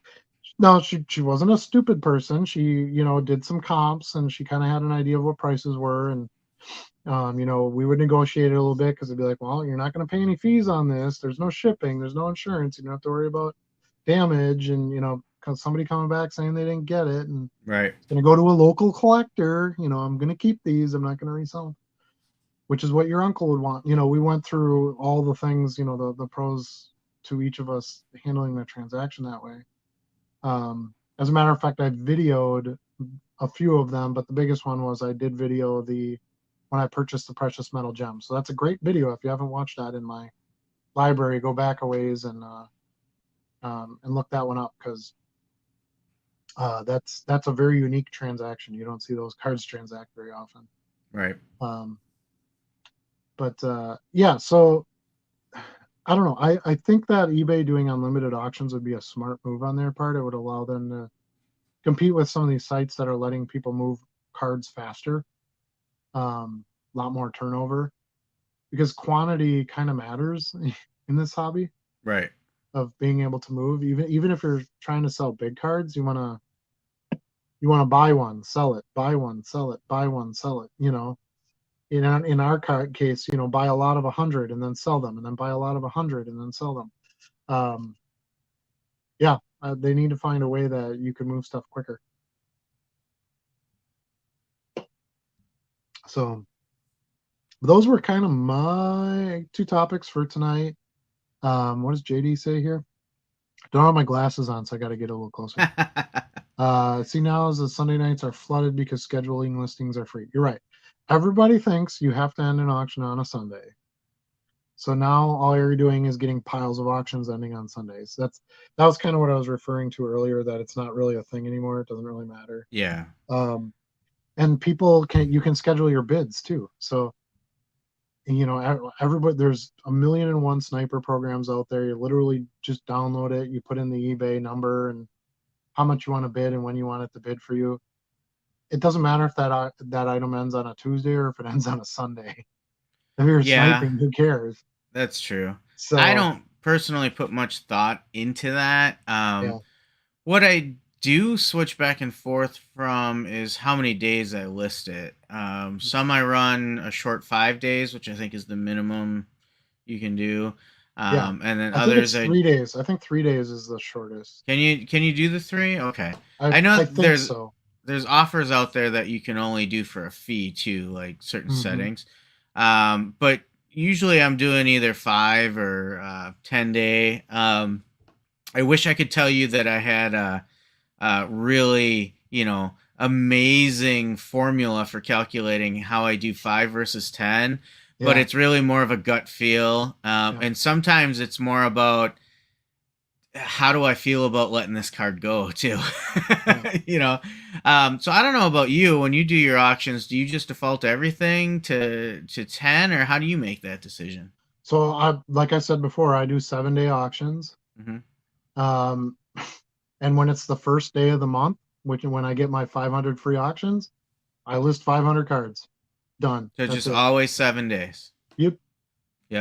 Okay. And whatever sells, you see my sales videos. I post those regularly, and I'll say, hey, these were sold at auction. These 5 cards are going to this buyer, and that's what it does. If they don't sell, I relist them. If they sell, I ship them. To be honest with you, I don't want to put that much time and effort into it. It's not like they make a ton of money or any money in some cases. Right. And obviously we have a lot of other things going on. We have, other jobs and families and homes and, Yeah. up north land and, all of our stuff going on, that it's like, Right. I do them because honestly, they don't take me much more time. I already have them sitting there, and I just add a few here and there. And I literally just take, an auction that I currently have listed, and I just do sell similar, and I add, take a picture of another card and send it up. When I run out of 500, I run out of 500 and I let them ride. Do you have a default amount you start the bids at? Because everything is 99 cents. That's what I like too. Yep. And I'm often wondering, like, who's starting their bids at 1 cent? Because I see that as an option, and I'm like, that just seems like a lot of wasted time. Yeah, I mean, because I do free shipping on everything, there's no way I'm listing something at a penny. Right. Because if it does sell at a penny, I don't want to, I don't care if I break even. when a Yeah. card sells, but I'm not going to take a loss on all those. Right. I'll put that effort in it. So I've sold thousands and thousands of, and all I list on auction is Favre cards. Yeah. Because I have so many of those, and that's my bulk and what I want to unload. And I keep buying collections. I got another 300 card Favre lot coming in this week Yeah. at some point here. I sell a ton of the singles, a ton of the inserts, and all that. So I'll take whatever crap comes in the lot, and I just throw them up on the auctions, and yeah, 99 cents, and I let them go. Because if it sells at 99 cents, and I paid 17 cents for the card, which is kind of my like, this is what I want to pay for a base Favre card. Um, I'm basically at a break even by the time I do the stamp and pay the eBay fee and all that garbage. Yeah. Maybe at a couple cent loss, but most of the time people don't just bid on one card. If I sell, let's say I sell 100 of the 500 listings, probably 85 of those cards were multiple cards to buyers. Right. And only 15 of them or so were single cards. Great. Here's my business card. Here's my top loader. I put your card in. So I took care of your 99-cent card that I didn't make anything on. Ship it out in the next day, timely fashion. They get it nice and safe and secure. They're happy. I got a good. They're probably coming product. back. Yeah. Yep. So to me, it's like cheap marketing, right? Right. Right. I broke even. It literally cost me nothing other than, maybe a couple pennies. I guess I'd really have to start doing more math because now I get discounts because I'm a top-rated seller. Plus, I get discounts on my final value fee, so maybe I actually make a little bit now. I don't know. Either way, it's literally pennies, and pennies don't matter enough to me. It looks like the bargain boxer finally made it tonight. Yeah. Cheers to the bargain boxer. Thanks for joining us. Let's see. He says, "Are you going to be at the National in 2 months?" You bet your sweet bippy. So I am a World Hyatt member, so I've got my hotel room attached to the convention center. I already called them and asked for my upgrade, so I should be getting my executive suite. Last year we got a room with a 72-inch TV. It was pretty badass. We watched soccer on it for a few hours on the NBA draft. Shouldn't say last year before. But yeah, are you going to be there? Hoping to see as many viewers as possible. I don't have a big viewership, but it'd be cool to see some faces with some of the people that regularly watch the videos or watch our chats here. For sure. I know Charlie's not going to be able to make it this year. He kind of got into the game late and wasn't on his radar. He had other plans. But next year the National is in Chicago again, so I'm hoping maybe it'd be something he'd be available for. I can start planning now. Boxes, the National value boxes it'll blow your mind. There's probably maybe 2,000 to 3,000 value boxes just in the one what we call value box alley in that particular area. So it's crazy. Plus you've talked about the grab bags you get and stuff like that. Like you can, if you play your cards right with depending on depending on which level you purchase, you can kind of get your money back for your trip just by spinning some of that stuff, flipping it. Well, it's funny because I mentioned earlier about my Star Wars nerdiness, and I'd been to several of the Star Wars celebrations, which is like their big party they have every couple of years, and it's like $400 to $500 to get into that thing for the weekend. Mm-hmm. And the Nationals, with a VIP ticket, it's like $160 or something for all 5 days. So it's super cheap. But then you get all these autograph tickets and these promo packs and just stuff. You get the VIP room, which has free soda and pretzels in it and bottles of water and stuff and some free signers up there. And you get in a half hour early. There's a ton of value in it. So usually what I do is I take as soon as I get there and I go get my bag of goodies, when I register, there's always people off to the side that want to buy your autograph tickets. So basically the first thing I do is I go up there, I get my bag, I walk off to the side and I get my $50 for my autograph tickets or whatever. Cause I don't want any of those. Um, so I get my first couple days essentially free, money back right there. Um, a lot of the booths will throw freebies into the bag, so it's like, oh, stop by the wild card booth and you get a promo pack of VIP national wild card cards or whatever. And you can flip those for $4 or $5 a piece. You get a silver pack from Panini, which has $10 or $12 worth of cards in it. So yeah, there's decent value in the. You have to go VIP if you're going to go for more than one day, because you can only do VIP if you want to get in on Wednesday. You want to try to be there Wednesday if you can, because that's the first shot at the dollar boxes. Um, the half hour early entry. Like, I, I'm a big fan. I've been going to conventions for over 25 years now. Mostly geek conventions, but this is basically the same thing, just a smaller scale. Believe it or not, the National's smaller than a lot of the big comic conventions. And couple things, you need to stay as close as you can, because it's only going to cost you money if you're paying for parking and Ubers and blah blah blah and all that. Um, and it's nice to be able to go back to the room and take a break if you want to. And you want to buy some sort of early admission ticket that gets you into everything you want to do at any time. Now there's the super VIP and like mega VIPs, and there's a VIP for Panini party. Their PSA has like a party. Like, there's a bunch of other things you can get into too, but just for like going to the National, the VIP ticket has great value. It's a nice perk of getting your cards graded while you're there too.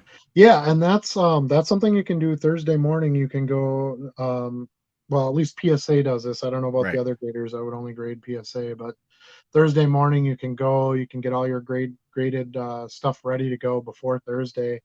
You can get in there, drop your cards off. You can pick them up graded on by Sunday night. So they charge you a premium, of course, but it's kind of nice to be able to just drop them off. They're out of your hands for the show, so you don't have your expensive cards laying in your in your person or in your hotel room. And then boom, when you get done, when you get over there Sunday, you got them all graded and you get to take them home with you. Makes for Right. a great videos too. So yeah, I have a good stack of stuff. I'm gonna get together. My buddy Ethan is coming with me.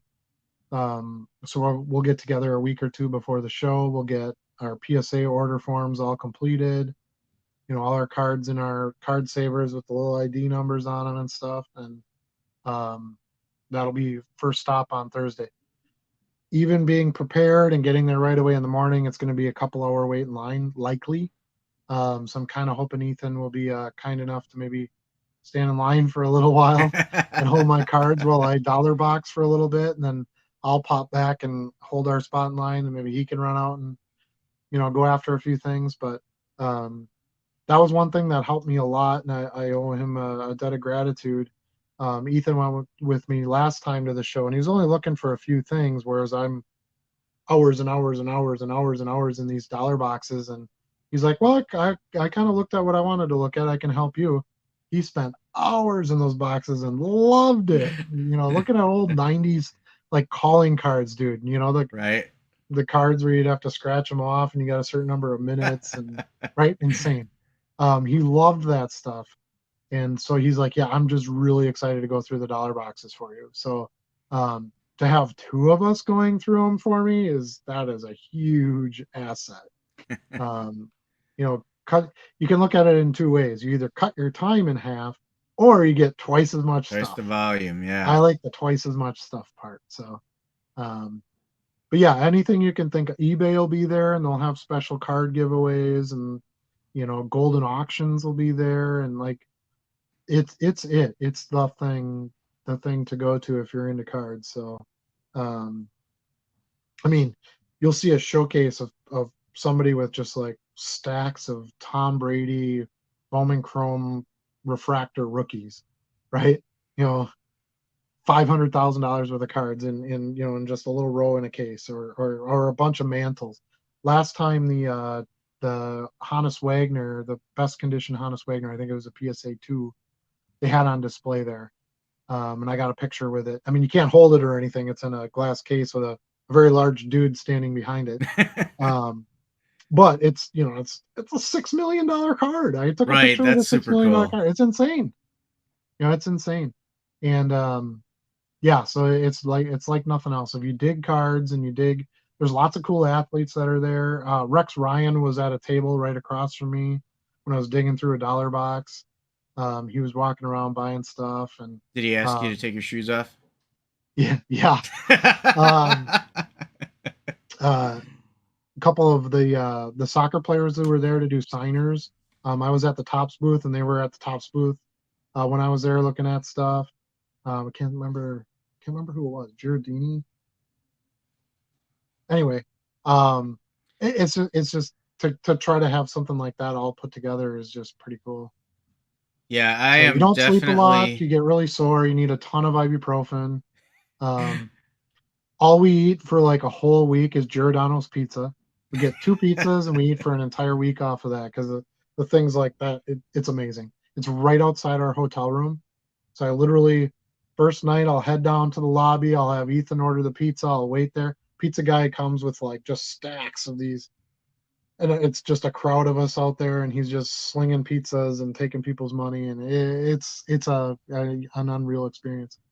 So it's not a bunch of fitness fanatics you see there. No, no. Um, yeah, I mean, to be fair, there are definitely some, but Yeah, yeah. dude, I used to go to all the geek conventions. How many fitness fanatics do you think goes to those? There's more at this than there is at those. At It's least everyone wears deodorant at the national, so I things are looking think up there. anyone who is serious into the hobby, whether as a collector, a flipper, anything, I think you owe it to yourself to at least get to one national. Yep, Personally, I'm very disappointed I couldn't make it work this year, but it sure. is still on my bucket list, and it will happen. Yeah, and like I said, I'm a World of Hyatt member, so hotel wise, it's great. So the normal hotel price, I think, is 359 a night there. I got Hmm. it for 179. Okay. And that's before my upgrades. So because I get my free upgrades, but I can't get that until after because you have to book through the convention Hmm. for your hotel. They block them. So I have to wait until they transfer it to the actual hotel, and then I call the hotel, and then they say, "Oh yes, Mr. Peterson, we can move you to this." Um, awesome. It's an awesome place. The Hyatt is my favorite because their breakfast buffet is amazing. The As breakfast buffet is like 2 blocks long of long as it has bacon, bacon it's and great. sausage. Yeah, and it's not free. It's not free, and it's not super cheap either. But you can do it very economically. So what Ethan and I do is I'm an early riser anyway. We go down there and you just load up on this breakfast. I think it's $20 or something for the buffet, but it fuels you for the whole day. Yeah. Because I don't want to leave for lunch or spend $22 for a slice of crap pizza, in the convention hall. So I do that, and then we come home at night and we just gorge on Giordano's, which means you have one piece. Yeah. Um, and then that's it. So we can eat very economically, and then just a ton of energy drinks and water. That's basically what we live on. But um, yeah, this just popped in my head. We should still do a live, Charlie, on the week of if you can do it on that Wednesday night. So Wednesday night's opening night. Yeah. We might have to do a little bit later because Yeah. I think the show's open till 7, and I use all my Wednesday hours because that's your first crack, right? Right. At all those tables, but we could do like at 8 o'clock or something if you wanted to. Yeah, we should be able to. Kind of talk a little bit about the first day at the show and some of that experience and have some topics like we normally do. One of the things that I enjoyed last year when I didn't go to the national was in Atlantic City. Um, was watching channels, right? So I could at Hmm. least kind of feel like I was there and I could see what people got and who was there and what was going on and hobby news and that kind of thing. So I would love to be able to bring some of that, for this show for people who can't go as Right. well. I think that's a great Or idea. even for those that are there, to watch and see, oh man, I missed that table. I should head over there tomorrow, Right. stuff like that. There's a trade night in my hotel on Thursday night. Card Collector 2, who's a big YouTuber. Most people know who he is. His big card show is in the Hyatt. So it just ended up being the best place for us to stay. Skywalk across. You take the Skywalk, you're right in the convention center. So pretty cool. So JD asks, do you do 99-cent free ship? Yes, I do. On all my auctions, they're 99-cent free ship. Yep. I do not like shipping with something where there's so many variables as to how many get sold. What I mean by that is, let's say I charge $3 or $1 to ship a card, right? Well, now somebody buys 2 cards. Well, now how much do I charge them? Now they buy 3 cards. Well, now how much do I charge them? Now they buy a memorabilia card. How much do I charge them? Like, I don't want to do these constant, like, oh, send me a combined invoice, with reduced shipping and blah, blah, blah.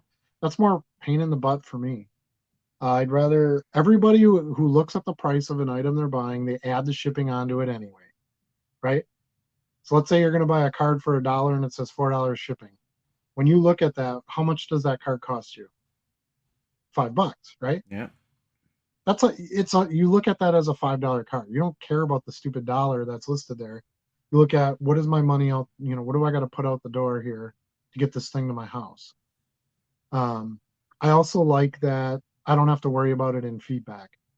One of the, if you look at the 5 ratings for you on feedback, one of them is shipping cost.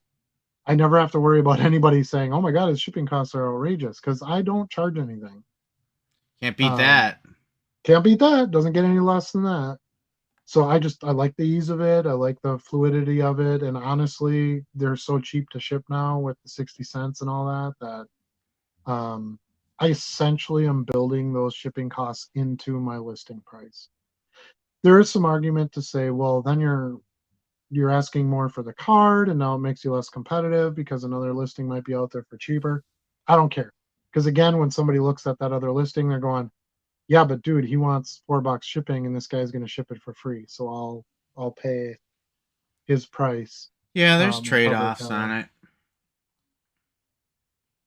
I know I've talked about this before. I actually don't like that there's so much variation on how people list things. Because sometimes you think you're scrolling through some things and it looks like a great deal, and then you notice somebody's charging like $8 for shipping. And they bake their card cost into that. I do wish it was a little more standardized, so you could compare apples to apples. Let's say you go, oh man, that's a good deal, and you buy that card and you're like, oh crap, it was $10 shipping. Yeah. What are you gonna do now when you go rate that guy? Yeah, you're gonna say shipping costs. You essentially got baited into buying it. Yeah. They're giving you a reduced price on the card because they're trying to charge you on the back end. That used to happen a lot more before eBay would charge you for the shipping, charge their fees in the shipping.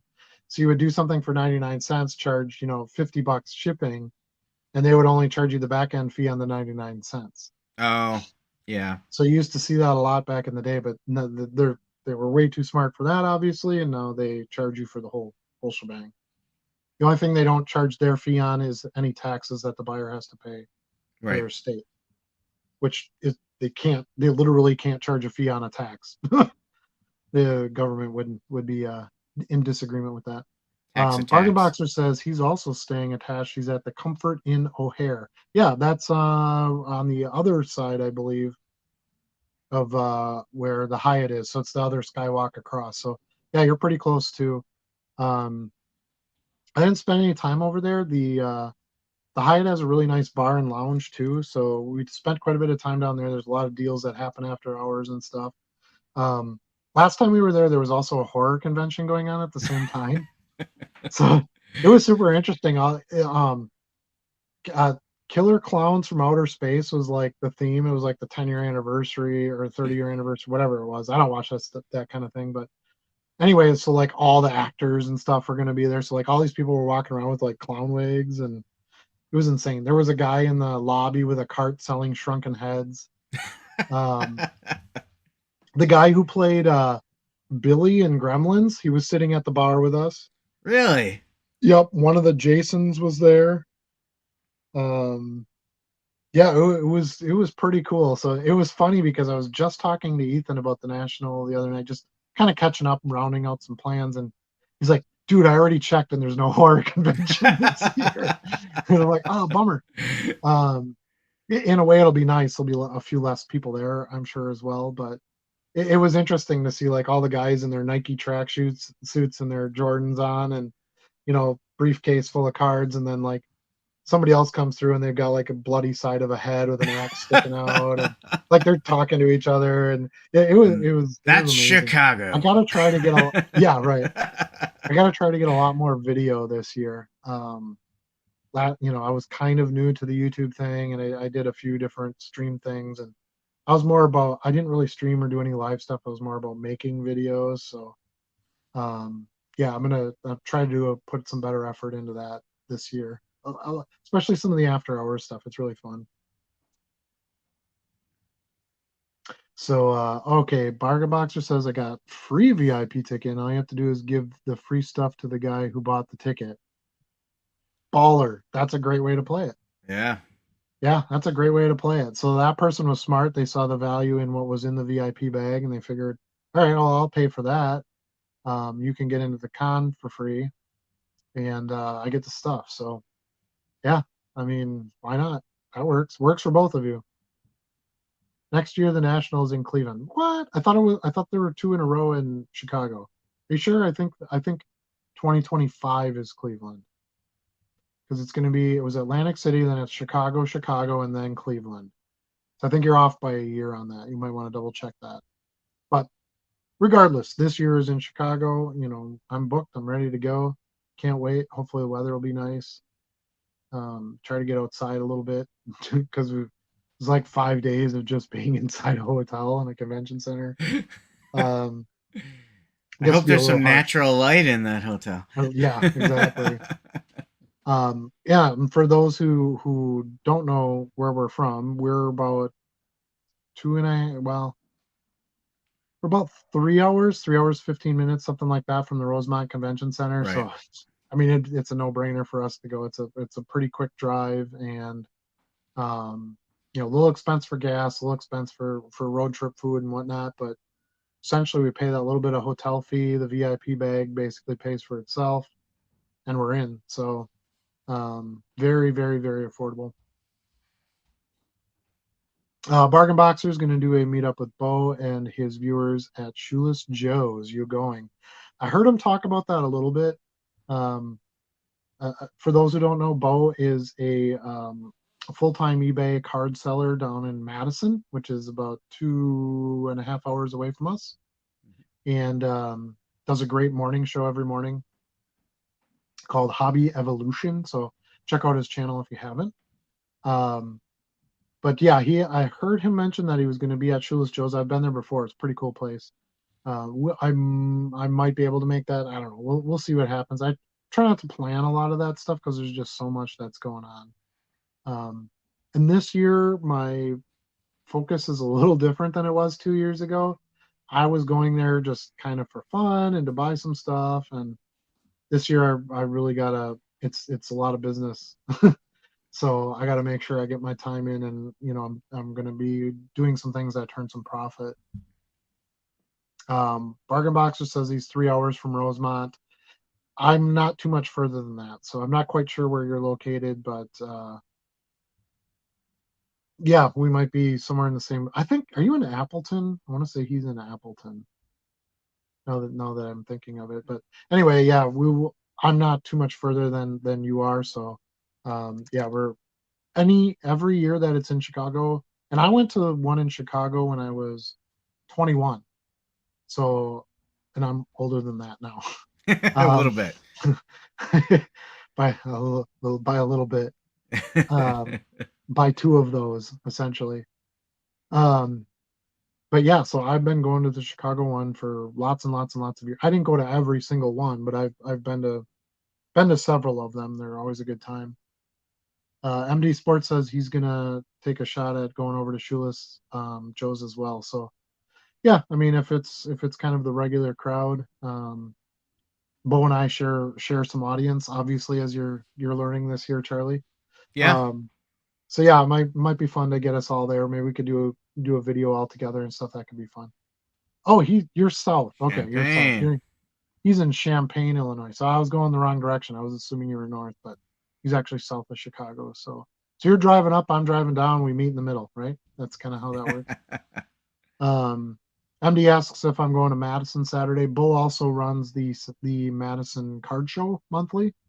Um, last time I went to one was in June of last year, I believe. Him and I did a like a dollar box challenge kind of thing.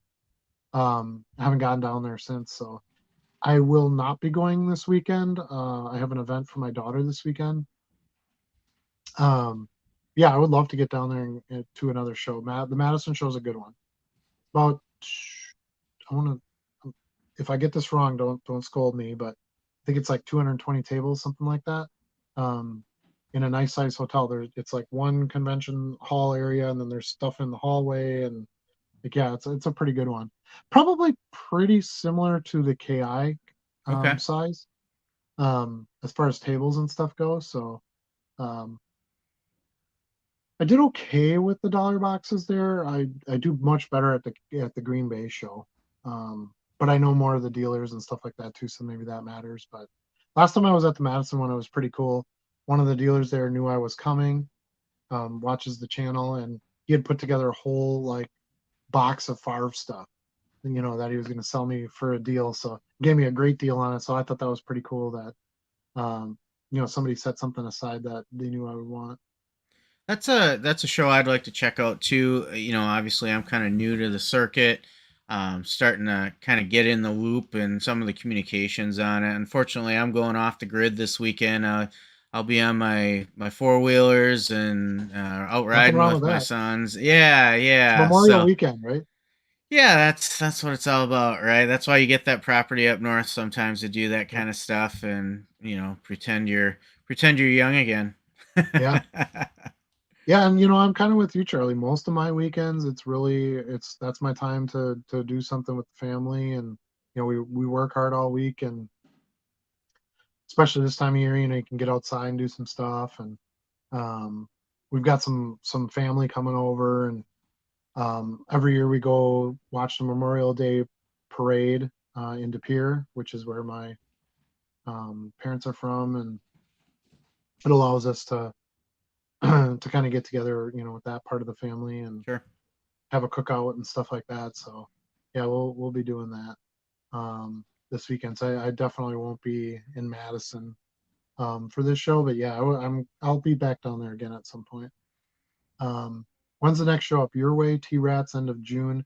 I think that's accurate. I was kind of looking at the calendar. Charlie and I had talked a little bit about looking at shows, when to do the next one, and I think that's probably going to be the last one I would do before the national. I spent a butt ton of money at the national last time, and that was just kind of for fun. So I'm thinking this time it's gonna hit harder. Yeah. And I don't want to have to reserve myself if I find something that I can make a good deal on. So the local card show in June would be, more just a sort of an exercise than anything else, rather than like I need inventory kind of deal. So because That's a the good the way to put national it. will fill all my needs. Yeah, I find that's a good way to put it for someone in my position that's still kind of starting out. Like it's sharpening the blade going to these shows, right? Like Yep. training my eye, getting a feel for different dealers and their tables and building contacts. Like there Yep. is an art to it that you have to learn. And every time I go to a show, I talked earlier about having some goals when I go to a show. One I didn't talk about is just gaining from the experience. hmm Yeah, and shows wasn't really one of our main topics for tonight's episode, but it's kind of become that, and that is still by far my favorite way to get cards for my inventory. And it's exciting because it's a shot in the dark. You never know what's going to be there, but I love being able to pick through a random box of stuff and just getting the things that I want. I love being able to make a personal connection with the dealer. I love being able to offer on a bulk. They're not pricing those as a bulk buy, but I'm going to buy them in bulk. Right. So I can now take something that was a good price and now get an even better price for it. It's your opportunity to look for big collection buyers that are just looking to unload the low end because Hmm. it's bulk. They don't want to deal with it. They make their money on the higher stuff. It's there's no shipping, there's no taxes, there's Absolutely. no eBay fees. Like you literally take the cards, put them in a box, hand the guy a $20 bill, and you're good to go. It makes for great content. It's fun to list those cards because they're all cards that you basically single-handedly chose. Um, it's the best shopping experience, and it's fun, Yeah. Yeah, right? it It's just is. straight up fun. It's like a fun. It's a hobby part for me as well. Bargain Boxer says he's riding his first four-wheeler Oh boy. in Montana in 2 weeks. Pray I don't kill myself. So I got a little bit of a short four-wheeler story. First time I ever got on one, I was in Upper Michigan, which in some pretty rough terrain. There's some pretty rugged areas in the UP, for those who don't know. And I went up there with a buddy of mine from college, and he's like, "Oh yeah, here's a four-wheeler. Get on this thing." And I tipped that damn thing backwards, and I thought the thing was going to land on me. Luckily, I was athletic at that time, so these days it probably wouldn't work out as well for me. But I was able to kind of roll out of there and not end up in some trees or anything else. And the thing kind of went over, and then I sort of called him over, and I'm like, "Yeah, now what do we do? You know, what do we do with this thing?" And yeah, I never rode a four wheeler ever since. So teach his own, right? I had fun. Ah. I had fun before then. You pick it up quick. I've got quite a few hours in. I'm not like an X Games rider, but I am known to be a little more aggressive on it than a lot of the people I ride with. And the thing I always tell people is the key to safely riding a machine like that is just understand your own limits. Right. Where I see people get in trouble is when they're following a pack and they feel like they got to keep up and they got to do the things everybody else is doing. Well, that guy you see whipping donuts and jumping over those sand dunes probably has 10,000 hours of riding in. Sure. You shouldn't expect to be able to do that same thing. So ease back, enjoy the scenery, the feel of that wind in your hair, and just have fun. Don't feel the pressure to keep up with everybody Yeah. else, and you'll be fine. Well, that was the one. I think that was the thing that was hard for me was these people all knew where they were going. I had never been there, and I'm like, if they leave me in the dust, I have no clue where I am in the middle of these woods. Yeah, And of yeah. course they're on them, 6 days a week, so they're and I'm like, and then the other thing was I underestimated the machine a little bit. I didn't think it was quite as big and bulky as it really was Hmm. once I got on there, and I'm like, "Man, you can't really just kind of like throw this thing around where you want. You have to respect it, I guess And is the don't best way to fight put it. it. Don't fight Right, it. right, That's what I tell right. my kids too. If Yeah, you feel that machine wanting to go someplace, just let off the throttle, ease it back. When you overcorrect, that's when bad things yeah. happen. Mine wanted to do this, and then it Yeah, did that, yeah, and then yeah. I went over there, so it didn't do that on me. I think we've all So done stuff like that at least once, sure. but that's a learning experience. We learn from No that, we move injuries, on. no injuries. I didn't wreck the machine. It was all good. We had fun. Bargain Boxer says he's saving his money from bargain boxes at the National. He'll say hi if we bump shoulders. Well, I hope we get to do that. And if you're anywhere near the bargain boxes, that's definitely where you're going to find me. So I think we shop the same aisles, if you want to put it that way. Um, so yeah, I'm really looking forward to it. The National is an amazing experience. MD Sports says he can't take 2 months off. He turns inventory too quick. So I'm definitely not taking 2 months off of buying. I'm still buying a lot of stuff on eBay and um, lots and things like that. It's just not going to be quite as much just random card show stuff. We don't have that many shows up here. Anyway, we basically have two a month. We have an Appleton. Actually, I don't even think Appleton has one every month anymore. I think it's every other month. The Timber Rattlers one. Um, so I think they do one every month, and then the show Charlie was just at, they do one monthly. And then at the KI in Green Bay, theirs is quarterly, but they don't do one in summer because the attendance is too low. We only get so much summer here, so most people don't want to tie it up in a card show. Yeah, so I'm definitely still buying, and just got this doozy in today. It's a lot of Tim Tebow cards. Wow. Tim Tebow for life. Tim Tebow illusions there You on the gotta front. Is that you what it gotta is? Tebow it. Yeah, the Tim Tebow Illusions. So these were some of my favorite cards because I knew he wasn't going to make it when he came back. Remember when he came back to the NFL after he tried baseball? You remember that? Yeah, I do remember that. Okay. So when he came back, he couldn't come back as a quarterback, so he came back as a tight end, Right. right, with Jacksonville. So I'm like, oh my god, these cards are gold. Actually got a card of that, Yep. I think Illusions was the only one who made one. I've probably got like 5 or 6 copies of these now. huh? But yeah, and then just some old school Jets. Here's a college ticket one with the Gators. With that's how it He's goes. got a loyal following still to this day. Got your Jets here. Here's one with Denver, of course. Here's an awesome one with Patriots. Yep. So I buy Tebow lots here and there, and you're absolutely correct. They sell real well. You can generally get them pretty cheap, which is what I need to do, obviously. But I've been able to get some good resale out of them. So Bargain Boxer wants to know, Charlie, have you ever been to a national? No, I haven't. It's crazy, right? You know, so what's even crazier is I knew nothing about the National until a few months ago. Like that's how, we started this live show under the premise of, you're the veteran, I'm the noob. And that is my qualifier as being a noob, is I knew nothing about the National until a few months ago. But now everything I hear about it just hypes it up more and more, and like I need to wake up Christmas morning one day and know that I have things booked to be in Chicago for the National or something. And we're really fortunate because it comes to Chicago every other year traditionally. Mhm. This last year at Atlantic City, they actually took a vote from the dealers for where they wanted it to be for the next 3 years. Mhm. That's how I knew it was Chicago, Chicago, and then Cleveland, because that's how the vote went. Um, Chicago seems to be the most successful one, which is what kind of why it keeps bouncing back.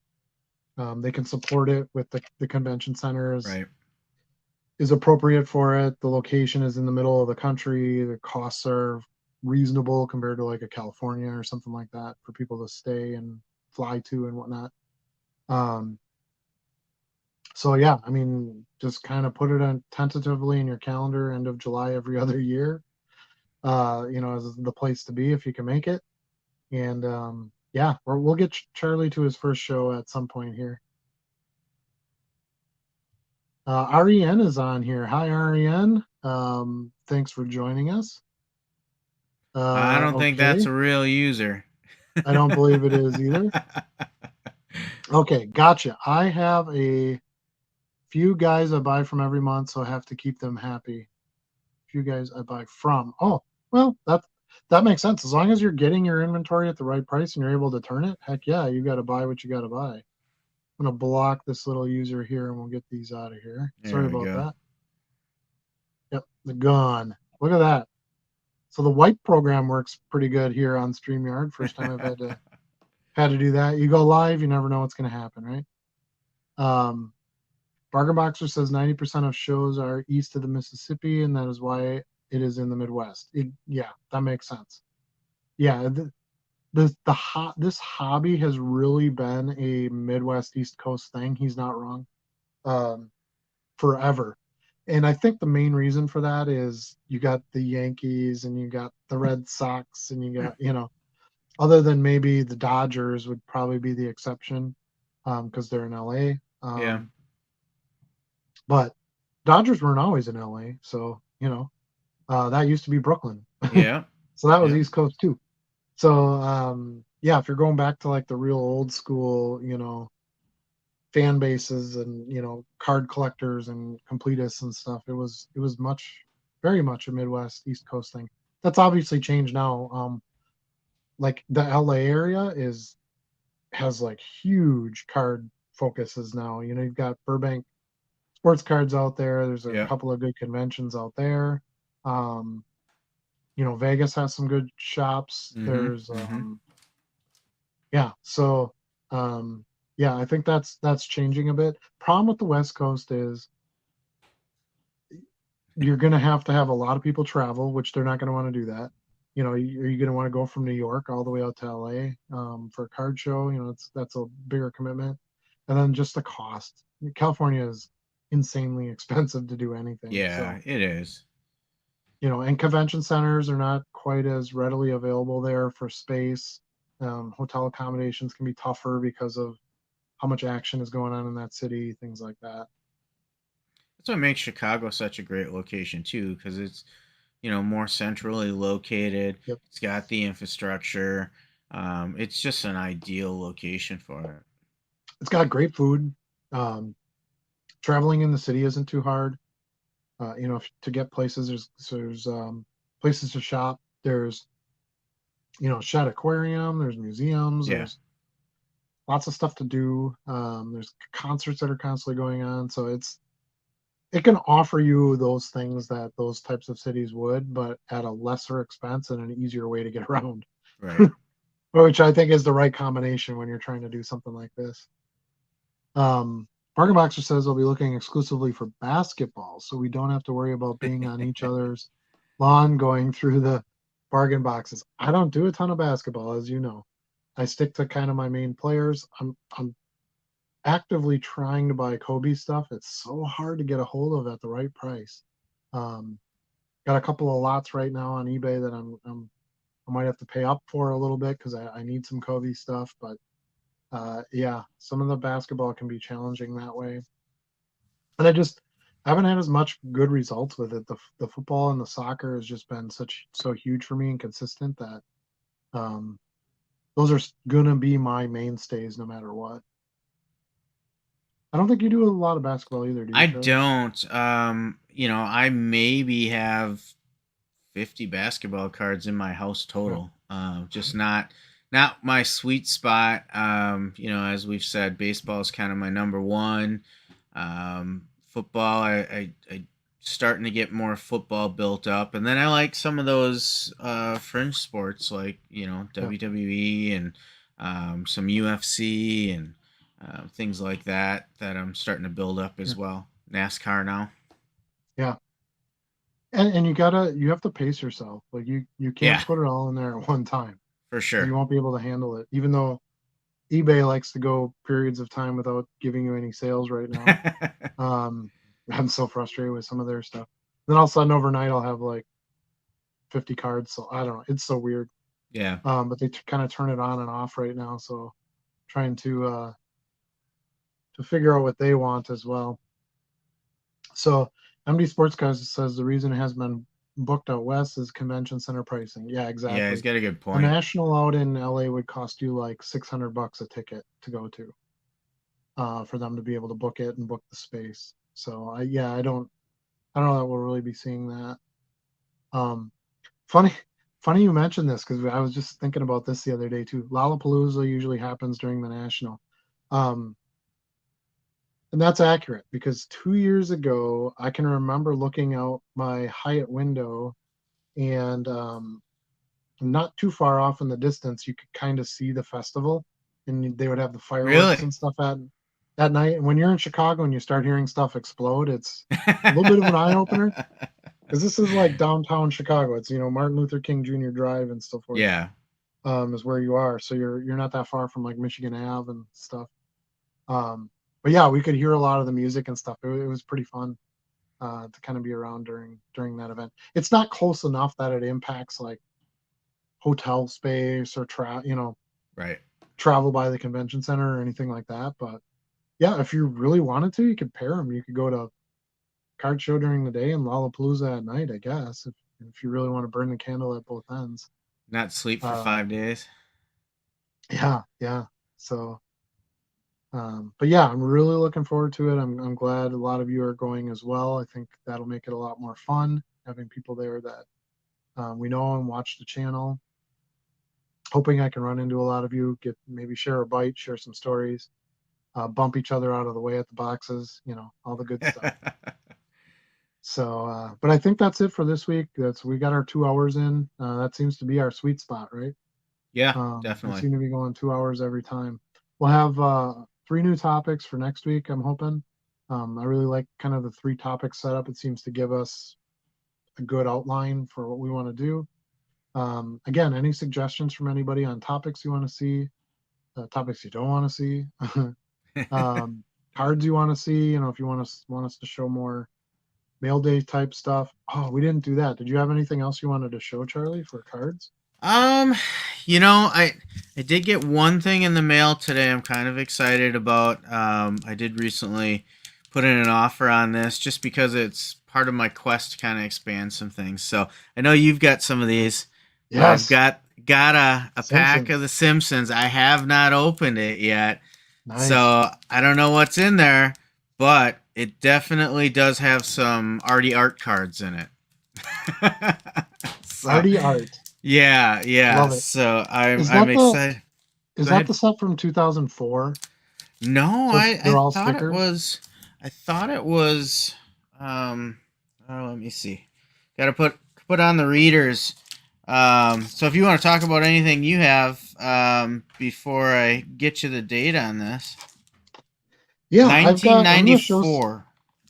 just for well, you stole my thunder there a little bit, but I was gonna show some non-sport. Um, I know 99% of our audience and stuff, they're gonna be sports card guys. I just think the non-sport stuff is it's not the norm that you see, and it kind of makes it a more fun to some degree. But I got this really cool. It was actually a few different lots I was able to put together and save on some shipping and stuff. But more sticker cards. So I've got these two 21 Jump Street. Look at this. Look at that Johnny Depp. It's That was 17-year-old Johnny my Depp. heyday in high school watching Right? that when Fox first came out. Okay, well it gets better. Okay, that's the tip of the iceberg. So then I've got chips. I got John and Yes. Ponch. Yes.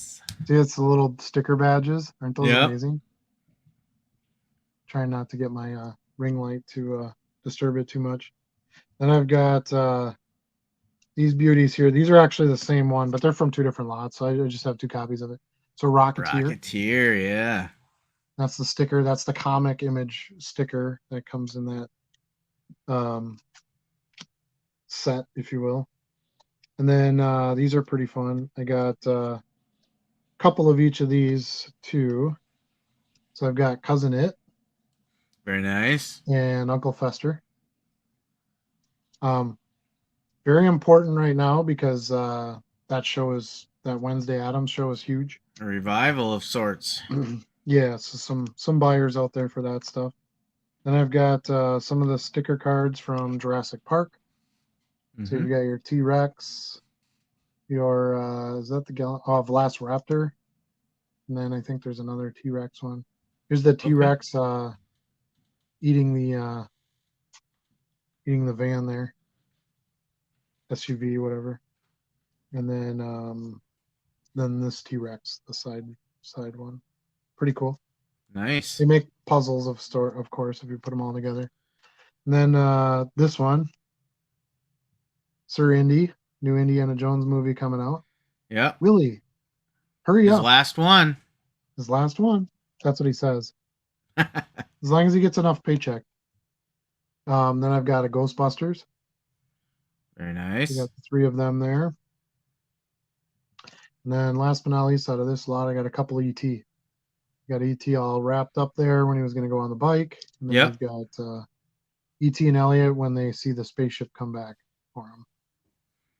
So Excellent. yeah.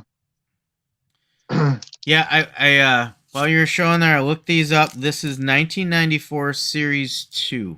94. Okay. Yeah. So that must have, when did Simpsons start?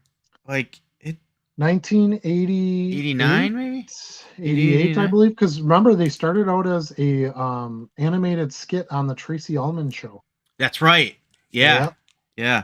It was And they were Tracy really, Ullman like, was one of the fast and original drawn, shows right? on Fox. Yeah. Yeah. Yeah. Yeah. And Should then we they open got, them up? huh? Should we open them up? Heck yeah, go for it.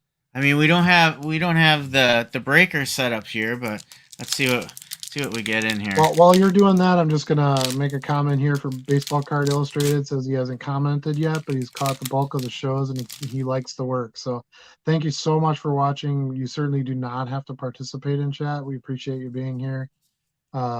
Yeah, feel free. This is open forum. If you've got something you want to share, we would love to hear it. So hopefully you'll be back again next week.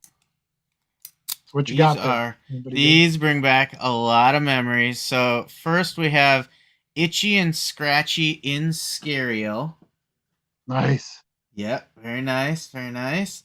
That's Um, from the Krusty Show, right?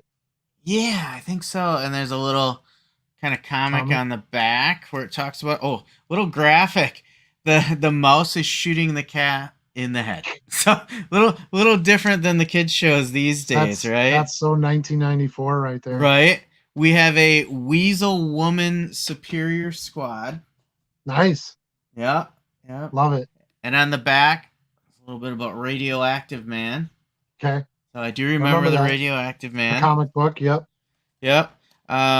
These are some of them are a little sticky, but the Penalizer Bartman. Ooh, Yeah, yeah. I like that. Itchy and Scratchy, starring in Down the Hatchet. It's Nice. kind of kind of unnerving, some of these. I like it. It's all in good fun. um, the bartender Mo, right? Yeah. Yep. Name your poison, pal. Got Mo at the bar. Oh, I love it. With the Yeah, pickled eggs. I'm a fan of that one.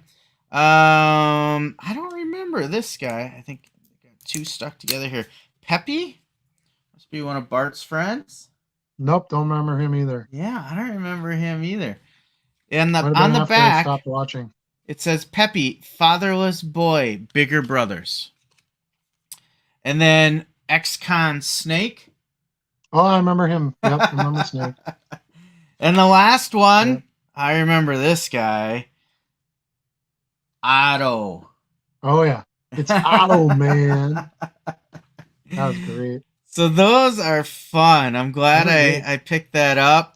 Yep. I was just kind of scrolling through some stuff one night and I made an offer on it and he took it. So I was like, heck yeah, I'll open those up and see what we got. Nice. So you bought those online? Yeah, I bought those off of eBay. Cool. Yeah. Yeah, I don't have any from that year. I have a bunch of the original like Wax Packs ones, right? You know, Okay. from 1990. And then I have a bunch of these, which was an all sticker set. Oh, okay. So they're like, whoop, that's upside down. So it's usually like a character with some sort of saying. Mm-hmm. Um, here's a Bart that says El Barto was here. Yep. Very nice. And then each pack had a foil parallel version in it. Ooh. So yeah, but these were nice because they had like Mr. Burn, a lot of Mr. Burn stuff, and Smithers, and those Yep. types of characters, which are very popular. And I'm pretty sure these were 2004, 2002, Just the staying 2002. power of The Simpsons is Yeah, amazing to me. I sell a ton of Simpsons cards. Yeah. All right, well, last but not least for me for show and tell, this might again not appeal to everyone, but I've got these Dune stickers. Okay. So it was one of my favorite movies back in the day. They did do a new version of this movie, which is phenomenal, by the way. The second one comes out next summer, I believe. Mm-hmm. Um, but there's a ton of these. There's like 70 of them. So Wow. again, these are the sticker cards. So it'd been one per pack. And they were made by Fleer, not Tops, which is nice because they didn't print very much stuff. These are from 1984. I don't know if you can see that on there. Yeah, we If see the not, bottom you'll just have half. to Yeah. take my word for it. Um, but yeah, it's got the guildsman, the princess, the emperor, um, Tufir, remember him? Yep. Mm-hmm. And then on the back, it's got like another character on the back. The Freeman fighters. I mean, yeah, pretty sweet. I had no Dune stuff. I got a pretty good price on it, and thought, okay, that's a great way to just. Isn't it just fun to open some different stuff sometimes? Yep. Yeah. Like, Yeah. You have to kind of be careful how wide you go. I guess maybe. I'm sort of feeling like I'm as far as I want to go right now, and I'd mm-hmm. like to go back and fill some more holes of stuff. I'd like to pick up a lot more Mahomes stuff. There's a bunch of sports ones that I really want to. I got to get some Kobe stuff. I sold a lot of John Elway recently, some Montana. Yep. I think you and I talked today. Vintage is up. Yeah. Vintage, yeah. The surefire guys are the ones that sell right now. So I want to keep kind of growing in that area. I'm not buying any Josh Allen stuff right now. I think his struggles are going to continue. Trying to get to the playoffs. I'm not buying Rodgers stuff. Selling Rodgers is selling okay, but yeah. So I'm going to kind of go back and grab some more GOAT stuff. I need some more Jordan lots. I know you picked up a few dollar box Jordans today. Yeah. So yeah, that's kind of going to be my focus. And when I get to the national, I'm going to have my list of stuff I'm really going to focus on. And then 5 minutes in, I'm going to throw that out the window because I'm just going to get too excited and buy everything I see. Yeah. That's how it goes. As long as they're 10 cents or less, it doesn't matter. So right. So with that, I guess we'll cut this one off here. Any final departing thoughts you want to share? Or hey, just remember to have fun out there in the hobby. I mean, that's what it's all about, right? Yeah. Like we can talk about turning profits, but if it's not fun, you're not gonna do it for long. Well, and you know what you do with the profits? You buy put more it right cards. back in. Yeah. It's the American way. American way. Yeah. Yeah. So yeah, I agree with Charlie. Have a good time. Keep your focus on what's going to keep you in the hobby. If you start losing all your money, things like that, that's going to be a problem. Don't be afraid to take profit. Something I always try to stress. You don't have to get the top dollar. You just got to make some money. Nobody goes broke taking profit. So right. Keep that in mind. Keep dollar box digging, and we'll see you again next week. Yeah, have a fun and safe holiday, everybody. Yep, absolutely. Happy Memorial Day.